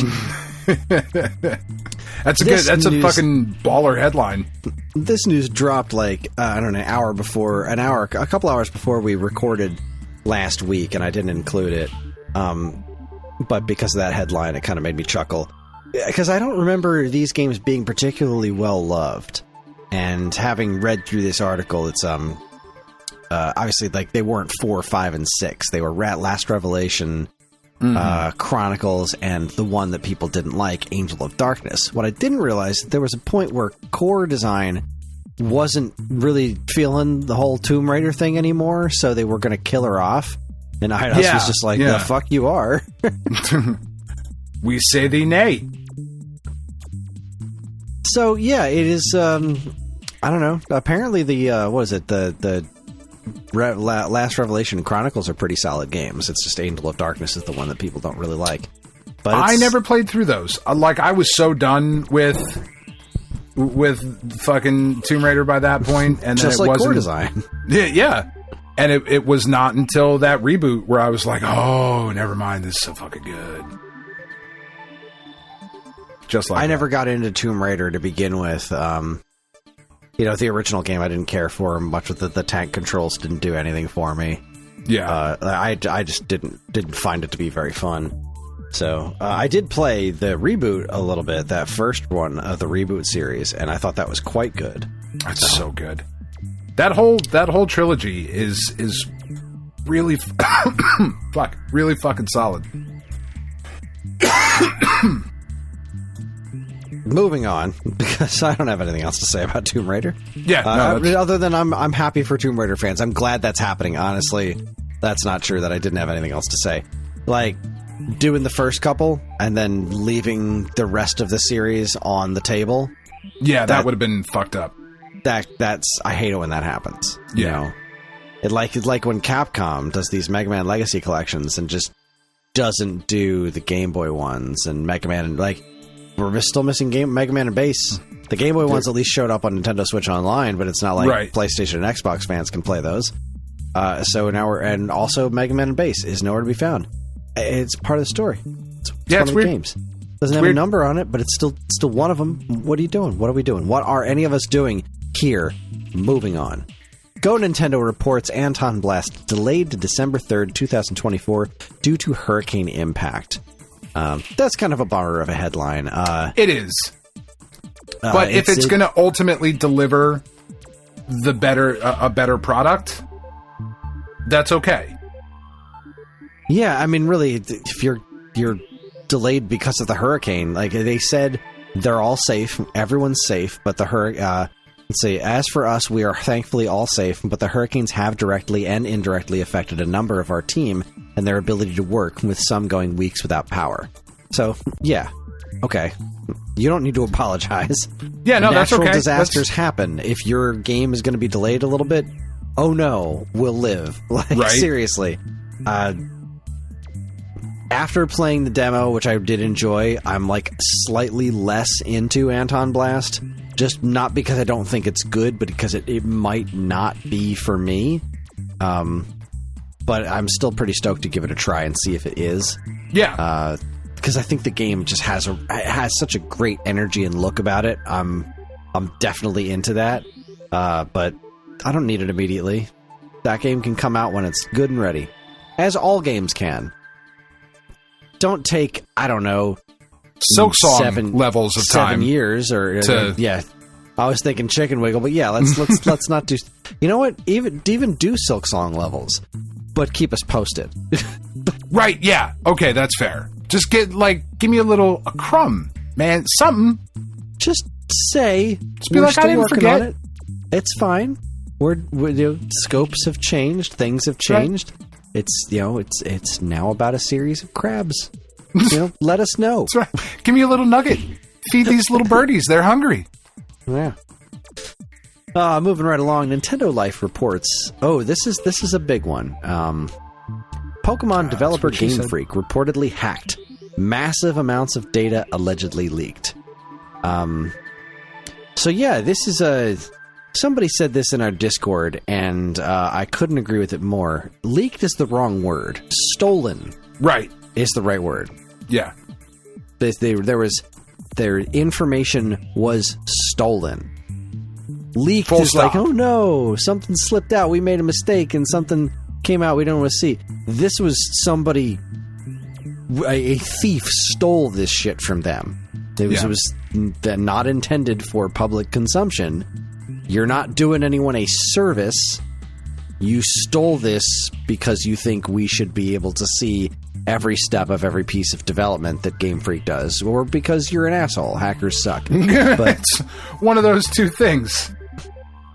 Now, I'm not saying that some of the stuff that came out isn't extraordinarily interesting, because some of it is. But also, it's information that it's not essential to you're not saving anyone's life here. No. Nobody's getting, like, medication they need now that you have uncovered Pokemon leaks. Fucking weirdos.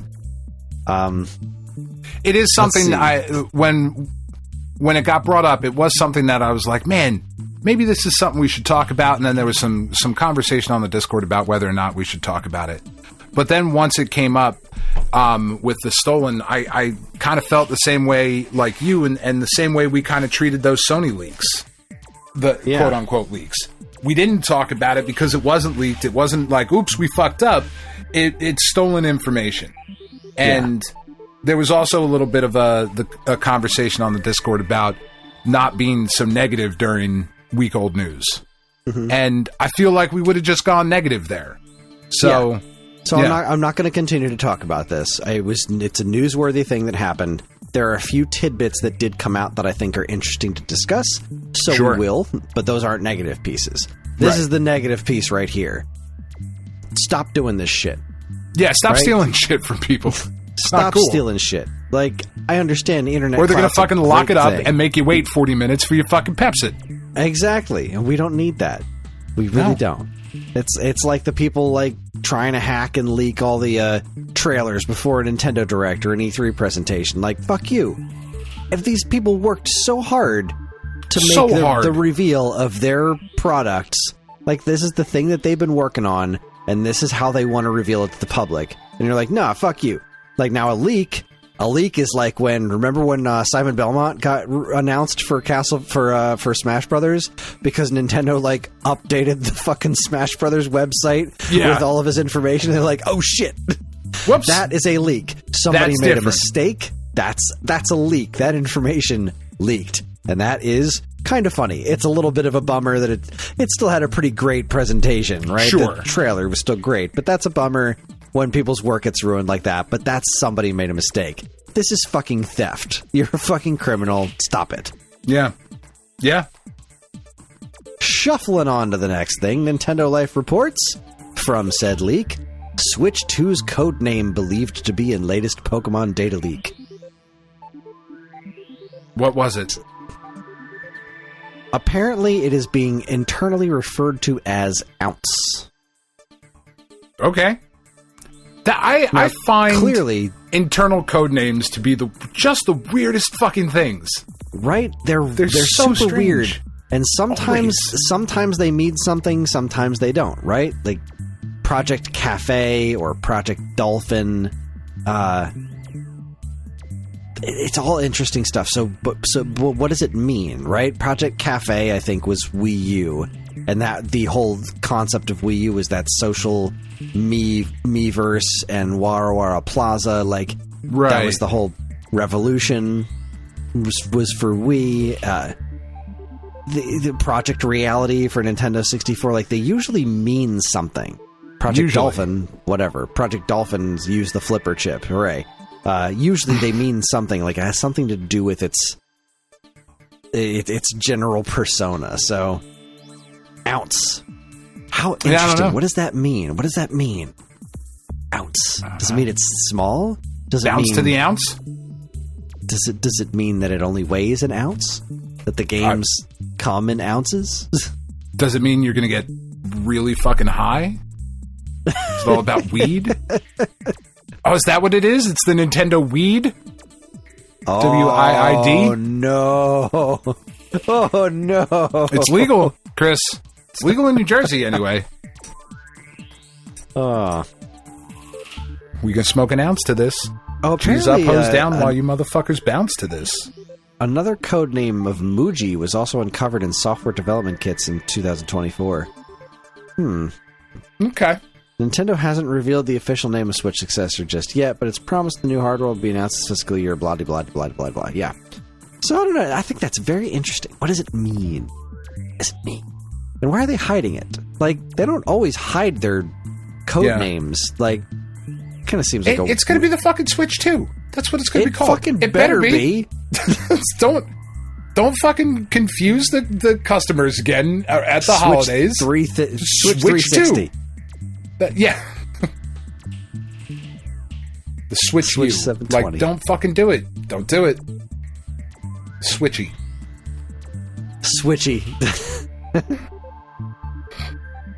The Nintendo bitch. The Nintendo Swatch. Just switch to. Just please, Nintendo, for once be fucking normal. Be weird about everything else. Literally everything else. Continue to be your weird, fucking, wonderful, wacky self. But in this one moment, if you could just... I just want the mail. The tacos are great. They're maybe the best tacos I've ever had. But I just want the mail. All right, this next story comes to us via time extension. This is nothing new for us. I just wanted to shout it out because it's always cool to me when people we know get their work talked about on major news sites. Time extension reports Kid Icarus's unofficial SNES port is about to get even better. They're talking about adding the backgrounds to the NES Classic Edition. Yes. From that into the Rumblemans' Super NES port of Kid Icarus. And I just love that... it's getting talked about. That's so great. It is, because it's a great project. He's doing amazing work. Those backgrounds look so cool. They really do look really, really good. I'm thrilled. Okay, sorry. I got a text from my mom, and when my mom texts me at 10:17 at night, I'm like, uh-oh. Is Dad usually dead? Not great. Oh, Jesus. I was just going to go with it's usually bad news, but that's... Uh-oh. John left his jacket with her. Well, it's also fine. He has bad another news. one. It's fine. We'll buy him another one. He has another podcasting.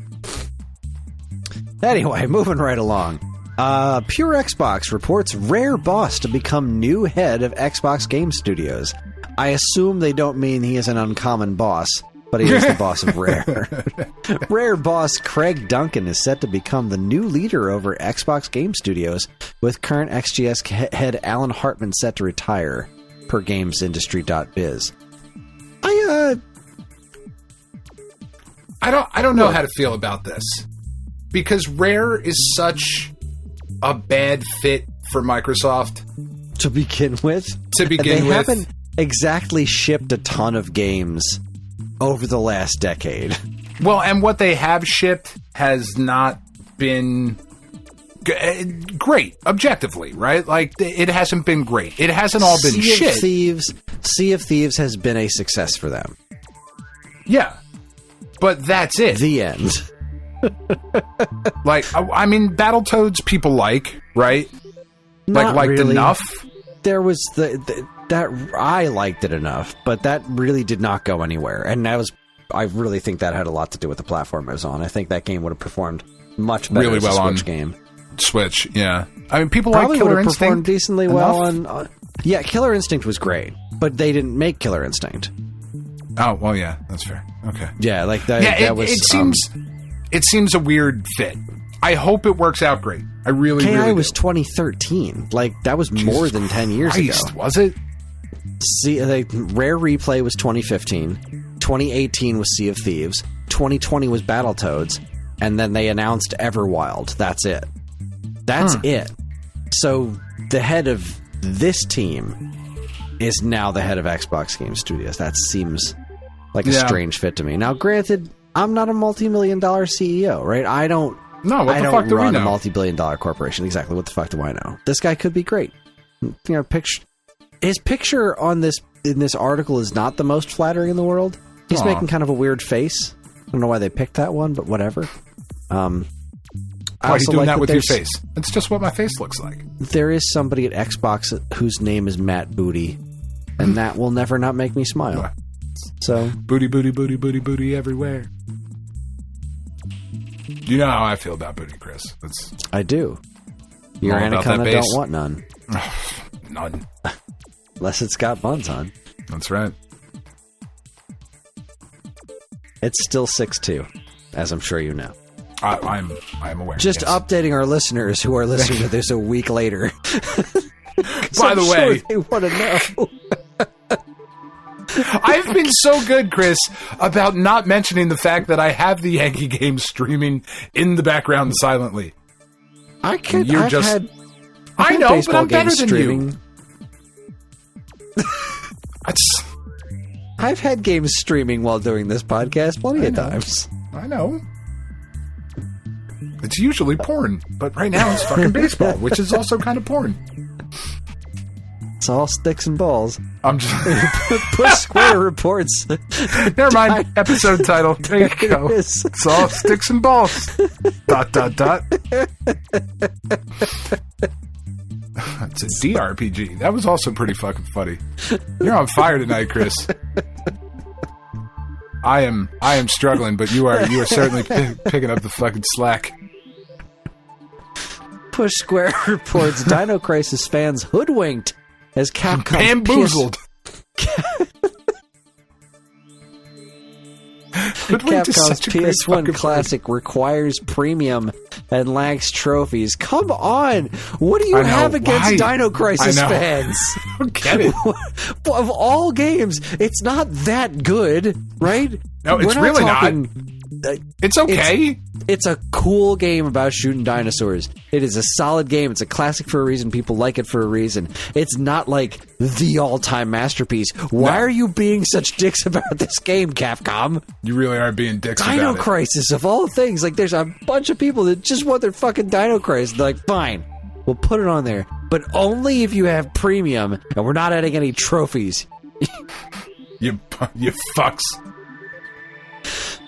Joe Muncher on Twitter posted, Capcom really pulled the rug out from new and old Dino Crisis fans, locking the game to the PS Plus Premium sub.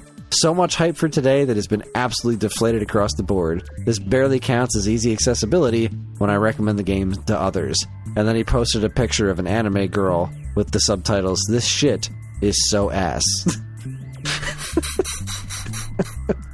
Agreed, anime girl. It's just a weird choice. It's weird. It is. Why this game? Why are you doing... Why is Dino Crisis... Shush. Why is Dino Crisis the hardest thing? Like, just release a Dino Crisis trilogy. Like... That's it. That's all anybody wants. Put it on every platform. 1, 2, and 3. When Dino Crisis... Have these ever... No. Where... Have they ever been ported anywhere? No. I'm 100% sure that no, they have not. Dino Crisis. And by 100% sure, I mean I have no idea. I am just saying it with conviction, because it sounds right. So Dino Crisis originally came out on PlayStation. It was ported to Dreamcast? I don't remember that. I mean, I do now. I just completely and totally forgot that Dino Crisis was ported to Dreamcast. Oh yeah. I mean, I'm just talking about like after. Yeah. All right, watch. I get it. My heart rate is elevated. It's always fucking elevated at this time of the week. We're talking about Dino Crisis. Of course it's elevated. I keep getting these notifications. Like, I stopped wearing my watch because it's like, your heart rate rose above 120 while you were just sitting. I was like, yeah, no, I'm fucking aware. I get it. It's okay. It was re-released on PSN in 2006. Was it? Apparently, okay. Well, they were developing a Game Boy Color version. But anyway, that's just the first Dino Crisis. The first Dino Crisis got a re-release in 2006. Now, what of Dino Crisis 2? Dino Crisis 2 was not on Dreamcast. That was on PlayStation and Windows. And, the game was ported to Windows in 2002, while a PS2 version was announced but never released. Interesting. So Dino Crisis 2 has not seen a re-release anywhere as far as I can tell. I'm also, I want to say, relatively confident Dino Crisis 3 has never made it anywhere. Did people like Dino Crisis 3? That was the Xbox exclusive. I think Dino that one Crisis people 3. do not care for. That was in space. Yeah. Jews in space. Oh, this was originally planned for PS2 and Xbox, but the PS2 version got scrapped. Interesting. In the year 2548, it's been 300 years since Earth lost contact. Oh my god. Stop it. Next story. Next story. Move on. No, I refuse. Where was... let's see. There's no talk of this getting ported anywhere.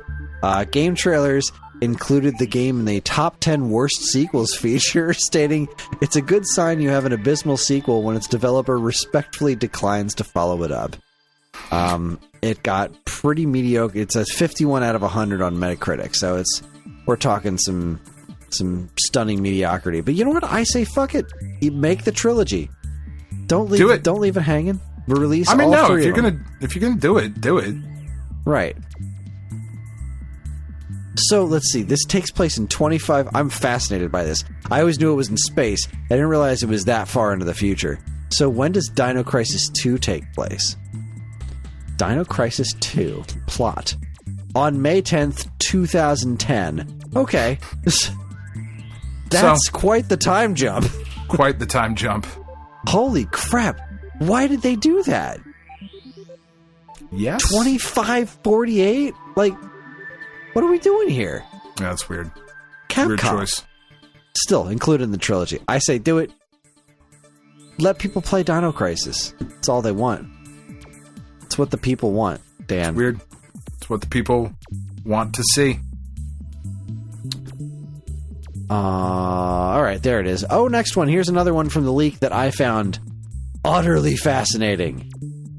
So let's see. Time Extension reports unreleased Yoshi's Egg remake for Nintendo DS breaks cover online. So the original, the puzzle game Yoshi for NES, also known as Yoshi Eggs, other place in the world, I think.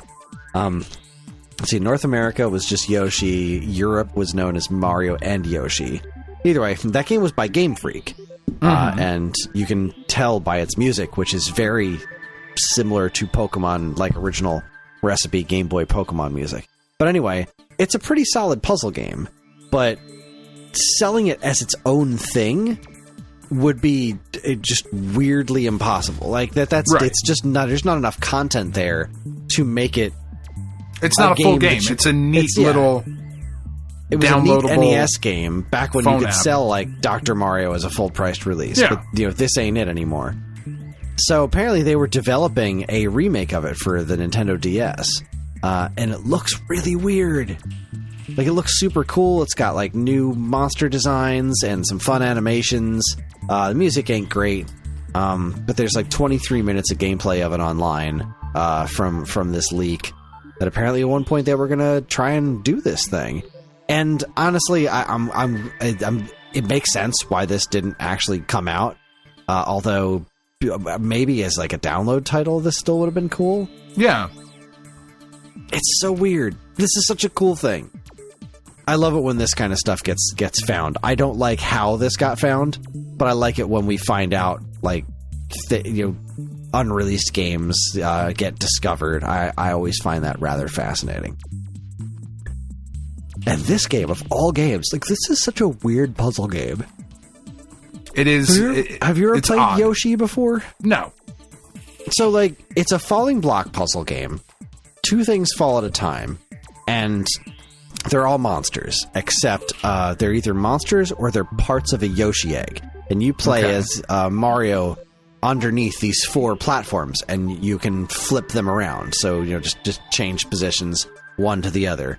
On these 4 different platforms, and everything that's stacked up on it comes with it. Now, if you get 2 monsters in a row, those monsters disappear, but you don't get any points for that. What you get points for is if you get a bottom Yoshi egg, then you stack up a bunch of different monsters inside of it, and then you put a Yoshi egg top on top of it. All those monsters then disappear into the egg, and you get a big, like... It's really, really rewarding, like, seeing the egg, like, eat all the things, then a Yoshi pops out and goes, Yoshi! And it's pretty great. Well, he didn't go Yoshi on the NES. He made that weird little sound that Yoshi used to make. Yeah. It's a neat game, and I definitely put a decent chunk of time into it back in the day. I would absolutely buy a modern reimagining of it. It just made me super happy to know that someone somewhere was actually thinking enough about that game to say, you know what we should do? We should make a modern reimagining.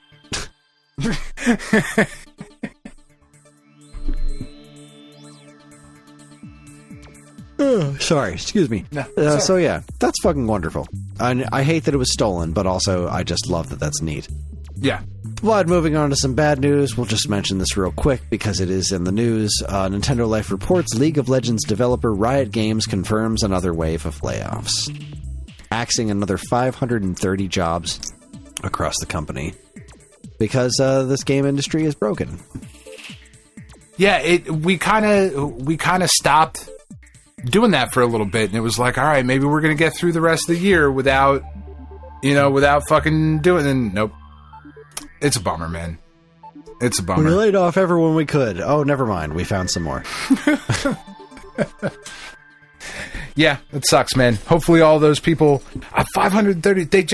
The numbers are what staggers me more. You know what I mean? Like, League of Legends is laying off 530 people in addition to all the people that they've already laid off. Like, is there anybody left? Are there like 2 dudes and a fucking like and AI is doing the rest of it? Maybe like that just seems like a lot of people. It seems like too many. But that also kind of speaks to what we were talking about. You know, what we've kind of been the running theme of the podcast for this year has just been, why are there so many people to make this video game? Yeah. It seemed like, but again, we also don't know what the fuck we're talking about, you know? I think I know what I'm talking about. I have no idea what you're talking about. Moving right along, RetroRGB posts pre-orders for the Analog 3D open on October 21st. Now, after this episode has gone live, those pre-orders will already be sold out and have been put up on eBay for obscene amounts of money because that's the way this all works. Right. But it's the Analog 3D. It is a 4K... N64. Yeah, according to the article, after being teased exactly 1 year ago, Analog has announced a pre-order date and more information about their latest product, an FPGA-based Nintendo 64 clone console known as the Analog 3D. If you've got $250 burning a hole in your pocket and the time to test your luck on October 21st, 8 a.m. PDT, then you too can enjoy GoldenEye 007 in glorious 4K. Just be sure to budget extra for a controller and Analog's ample shipping costs, and be prepared for that Q1 2025 shipping date to get nudged around a little. What the fuck does N64 look like in 4K? Still muddy. It's got like this is the first Analog product that I have been somewhat concerned about because there are no screenshots of what that looks like. Right. That's the only thing that gives me pause. I imagine it's going to look similar to like what we're seeing on Nintendo Switch Online. Like, it's just cleaner. It's still muddy. It's still N64. It's just not going to look terrible. There's so much. There's only so much you can do. Terrible. Yeah. Yeah. I don't know. I think this is great, though. Analog makes really cool, really sexy products. They do. I love the controller. That was what really struck me, and I'm so glad that they're selling that separately. 8-Bit Do made this really neat new controller for it.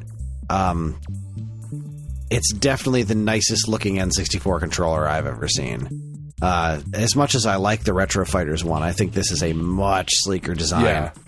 Yeah. I'm really into it. That's very cool. Everything they do looks great. Yeah, that is true. If you can say anything about this company, Analog, they make some nice looking products. Yeah, they really, really do. If I liked N64 more, I'd be way more interested. But I don't. There's just not that many N64 games I'm all that interested in playing that I can't play on my Nintendo Switch Online. They just need to put the new Tetris on there, and I'm happy as a clam. Yeah. Maybe there will be a podcast episode about that in the future. Hey! No! Next up, it's a DRPG. This is fascinating to me. It's probably not fascinating, but I think it's fascinating. Kotaku reports Concord is receiving mysterious Steam updates, even though no one can play it. Yeah. I mean, it's going to come back. They are going to... It's not just gone. Like, no company... I would be shocked. Let me preface that by saying, again, I have no idea what I'm talking about. I would be shocked if the game was out for a week and they were like, well, that didn't work. let's just never speak of it again. Like, that doesn't fucking happen. I don't know what they're going to do with something. it. I really don't know what they're going to do with it. But the fact that this is getting free to play, something. Multiplayer hero shooter Concord is possibly the biggest entertainment failure ever. Not just gaming, but all of entertainment across all of time. A $400 million project that reportedly sold fewer than 25,000 copies and never saw more than 700 people playing it once on Steam, pulled from sale and deleted from PS5's 2 weeks after its disastrous launch. So it's kind of weird that it's still receiving updates. Let's try. Someone somewhere is still playing Concord. Yet someone somewhere is still tweaking at its code. In fact, some people are still playing it. Admittedly, only 2 of them in the last 24 hours, but 5 people were playing it once on October 5th. They, logic dictates, can only be people from within Firewalk Studios, the in-house Sony development team who made the game. Does this confirm Sony's vague allusion toward one day reviving the game? It's not impossible, obviously, and you can bet your teeth there are people at Sony in very expensive suits asking other people in very expensive suits how they can possibly claw back some of the better part of the $500 million. Yeah, I mean, there's just no way you spend that much money and go, 2 weeks, that's all we're giving it. Like, anybody who thought that was just going away that's just silly. It certainly is. I don't know what they do with it. I don't know how they fix this. Like, I just don't know how you fix this. They make a chicken wiggle. Yeah, they go back. There you go. They do. Take it the complete opposite direction. Yeah, because like as of it's right now, a pixelated hero shooter. It's not even just the fact that it's a genre that's already pretty well full. It's just that it is a deeply unappealing game. I mean, apparently, just looking at it, the character designs are all incredibly unattractive. There's the story and its entire personality is what people in suits think Guardians of the Galaxy was. Yeah, like it is so. There is not a lot of redeeming quality in, at least on the surface level, for Concord. Now, there definitely did not appear to be. Yeah, there could be something in there, but I mean, I've never played it, and I have no intention to. Yeah, man, it's just a weird thing. It's a weird thing to see a miss that big. But like, that's not the only game that's happened to recently. I mean, look at what happened to fucking Cyberpunk 2077. Right. I mean, that game came out and it was just a shit show. Right, but people were interested in that from the get-go because it was at least an interesting concept. There was like, oh, sure. The game itself was like, no, I want that game. It's a shame that it sucks. Whereas Concord was like, they launched that trailer and everyone was like, I don't want this at all. Yeah. But who knows? It's possible. They could make some kind of cool turnaround on it. It definitely is. It's since you've given up the ghost here, Chris. It is now 6-5 Yankees because for some reason, after giving up the game-winning home run last night to David Fry, Aaron Boone was like, you know what? I'm going to put Clay Holmes, our closer from earlier in the year, who blew a fucking major league record 13 saves this year, so we removed him as the closer. I'm going to put him back in the fucking game tonight. And it was 6-1 when he came into the game, and it's 6-5 now. Oof. Big oof. The fuck are we doing? That's enraging. I like Aaron Boone so much as a human. He seems like just a great guy. And the walk-off home run against the fucking Red Sox back in the day, the Aaron Boone, who the fuck is Aaron Boone to be hitting a monster home run? Like, it was fucking great. And he's still in there. Holy shit. Anyway. Sorry. I was going to keep all of this on the inside, but you brought it out. Yeah, it's fine. It's fine. It's what we're here for. We're here to listen to you talk about baseball. It's not. That is not what we are here for. Hondo P. Very different podcast. Anyway, On the complete opposite side of the spectrum of Concord, Go Nintendo reports Pokemon trading card game Pocket hits 6 million pre-registrations. Surprise, the Pokemon mobile card game is going to be a big success. Yeah, oh, yeah. Yeah. Who knew? Yeah, I could not have possibly foreseen that. No, I was like, man. Good for you. That seems like a weird choice to put out a Pokemon mobile game. But maybe they knew something. Maybe they knew.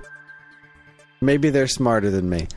Retro RGB reports Victor Lukitz unveils Doom CD32X Fusion, new era for the Doom 32X Resurrection project. Yeah, I don't know that needs to happen, but, like, go off. I love it.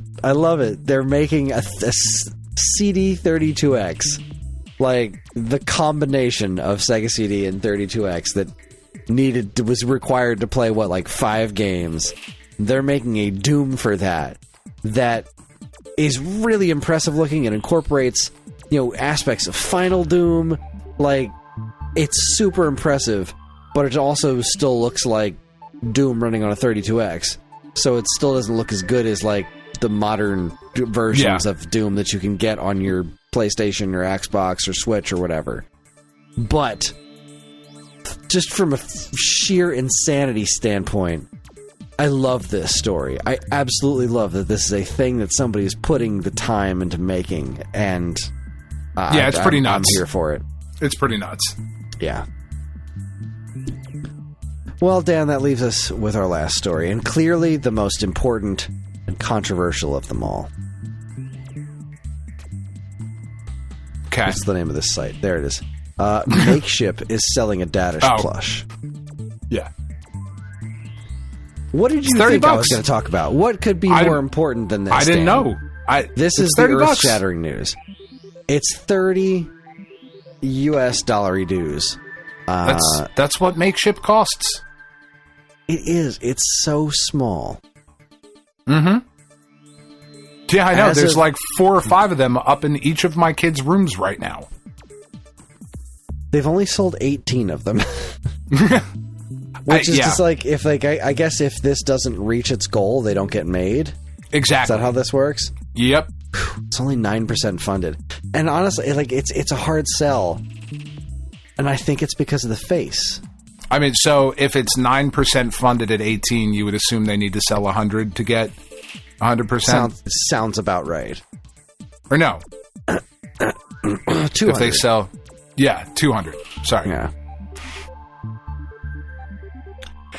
Yeah. I'm looking at this thing like, this is a Dadish plush. I should need to have this. But this is what Dadish looks like on the cover art. It's not what he looks like in the game. In the game, he's got that I am way too tired for this shit look on his face all the time. He's not all happy. No, because he's chasing his kids around who have run away for ridiculous reasons. Huh. And living in a world that's completely insane. I should have pressed buy instantly on this, but the price tag combined with the face was like, you know what? This isn't the Dadish that I love. It is, but it isn't. So I'm really on the fence. Do I spend the money on it? I mean, if I'm being honest in my assessment of this, I don't really see this getting funded, because there's plenty of stuff that does not get funded on Makeship, like stuff that, it just doesn't for whatever reason. Are there enough Dadish fans in the world that know that this exists that are also willing to drop $30 on a pretty small plush? Yeah, therein lies the problem. Again, if he had just the line for a mouth instead of the happy smile, I would not have thought twice. I would absolutely pay $30 for a tiny plush of that ridiculous face. But the happy face is what's throwing me off. I wonder if it could be changed. I wonder if it would have any effect. What do you mean?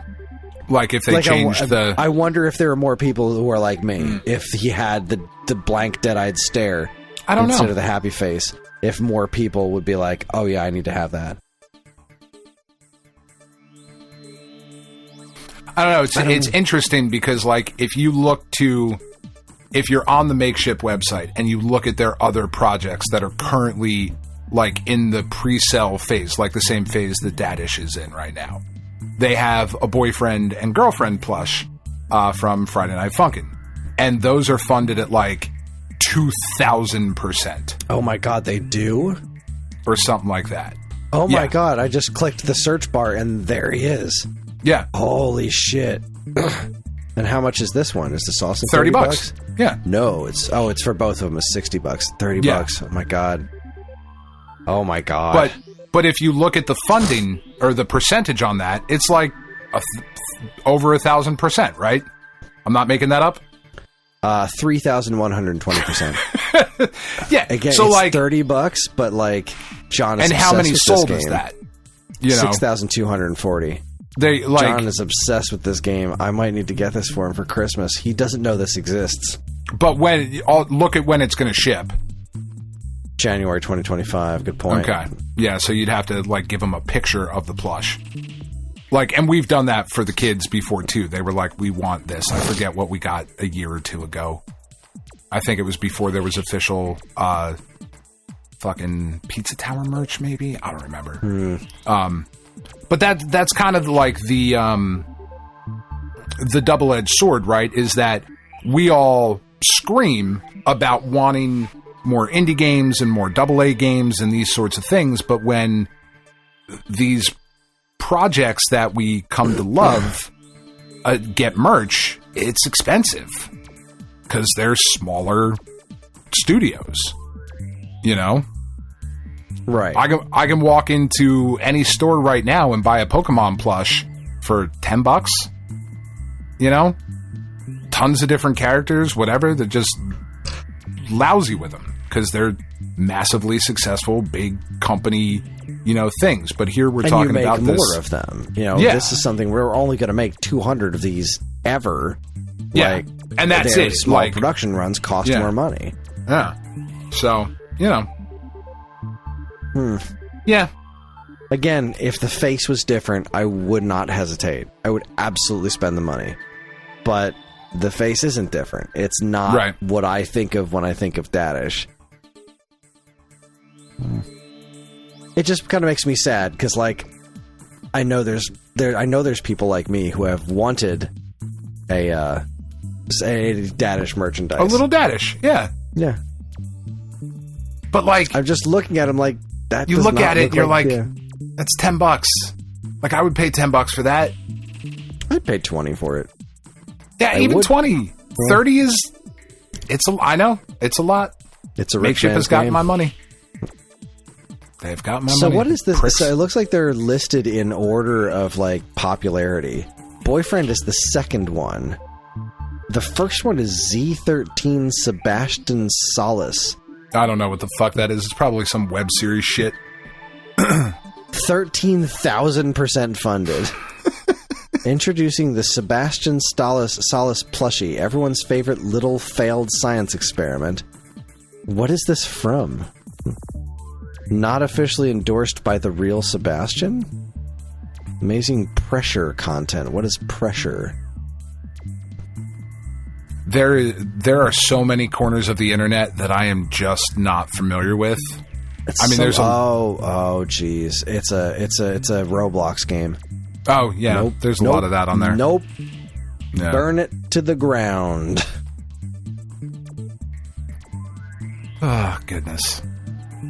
So anyway, that wraps things up for week old news, and that's going to wrap it up for us this evening. I know Dan's not going to bed. He's going to be watching the rest of this baseball game. Yes. Which hopefully does not get tied up and go into extra innings. I'm hoping bonus Cantos can hang on to their 1-run lead. Yeah. Because I hope they score a couple more runs so that I don't have to be so fucking worried. They don't ask how, they ask how many. As long as they win, they win. That's all I want. So yeah, that's going to wrap things up for us. It's a slightly shorter show than usual, but extenuating circumstances and all that. And that will be our show. Join us next time I changed that because I was not going to do that. What was I thinking for next time? Hold on. Right, next time we're going to do the 10, 20, 30, 40. That's what time it is. I scheduled out our podcast for like the rest of the year and some of January. Next time we're going to do the 10, 20, 30, 40 because it's about that time of year. Mm-hmm. It's about that time of the month. We're going to talk about notable game releases from decades past, as we are wont to do once a month. We are on most social media platforms, and if you want to get in touch with us, we aren't very difficult to find. All it takes is a quick look at our show notes, and you'll see links to our social media accounts, as well as all manner of other fun stuff, like a link to our namesake, StoneAgeGamer.com, and more useful links than you can shake a joystick at. If you'd like to get early access to this show's episodes, as well as a bevy of other shows on the Geekade Podcast Network, check out our Patreon, also linked to in the show notes. It helps keep this show running week after week, and all our patrons are loved and appreciated. This show's theme song, Squared Roots, was written by banjo guy Ollie. You can learn all about his wonderful music and more by following the link to his YouTube channel, also in the show notes. And finally, as always, we'd like to thank our intrepid editor, Evan, for making the show listenable for all you folks. And we'd like to thank all you folks for listening in the first place. That is it. On behalf of Dan and myself, keep playing games.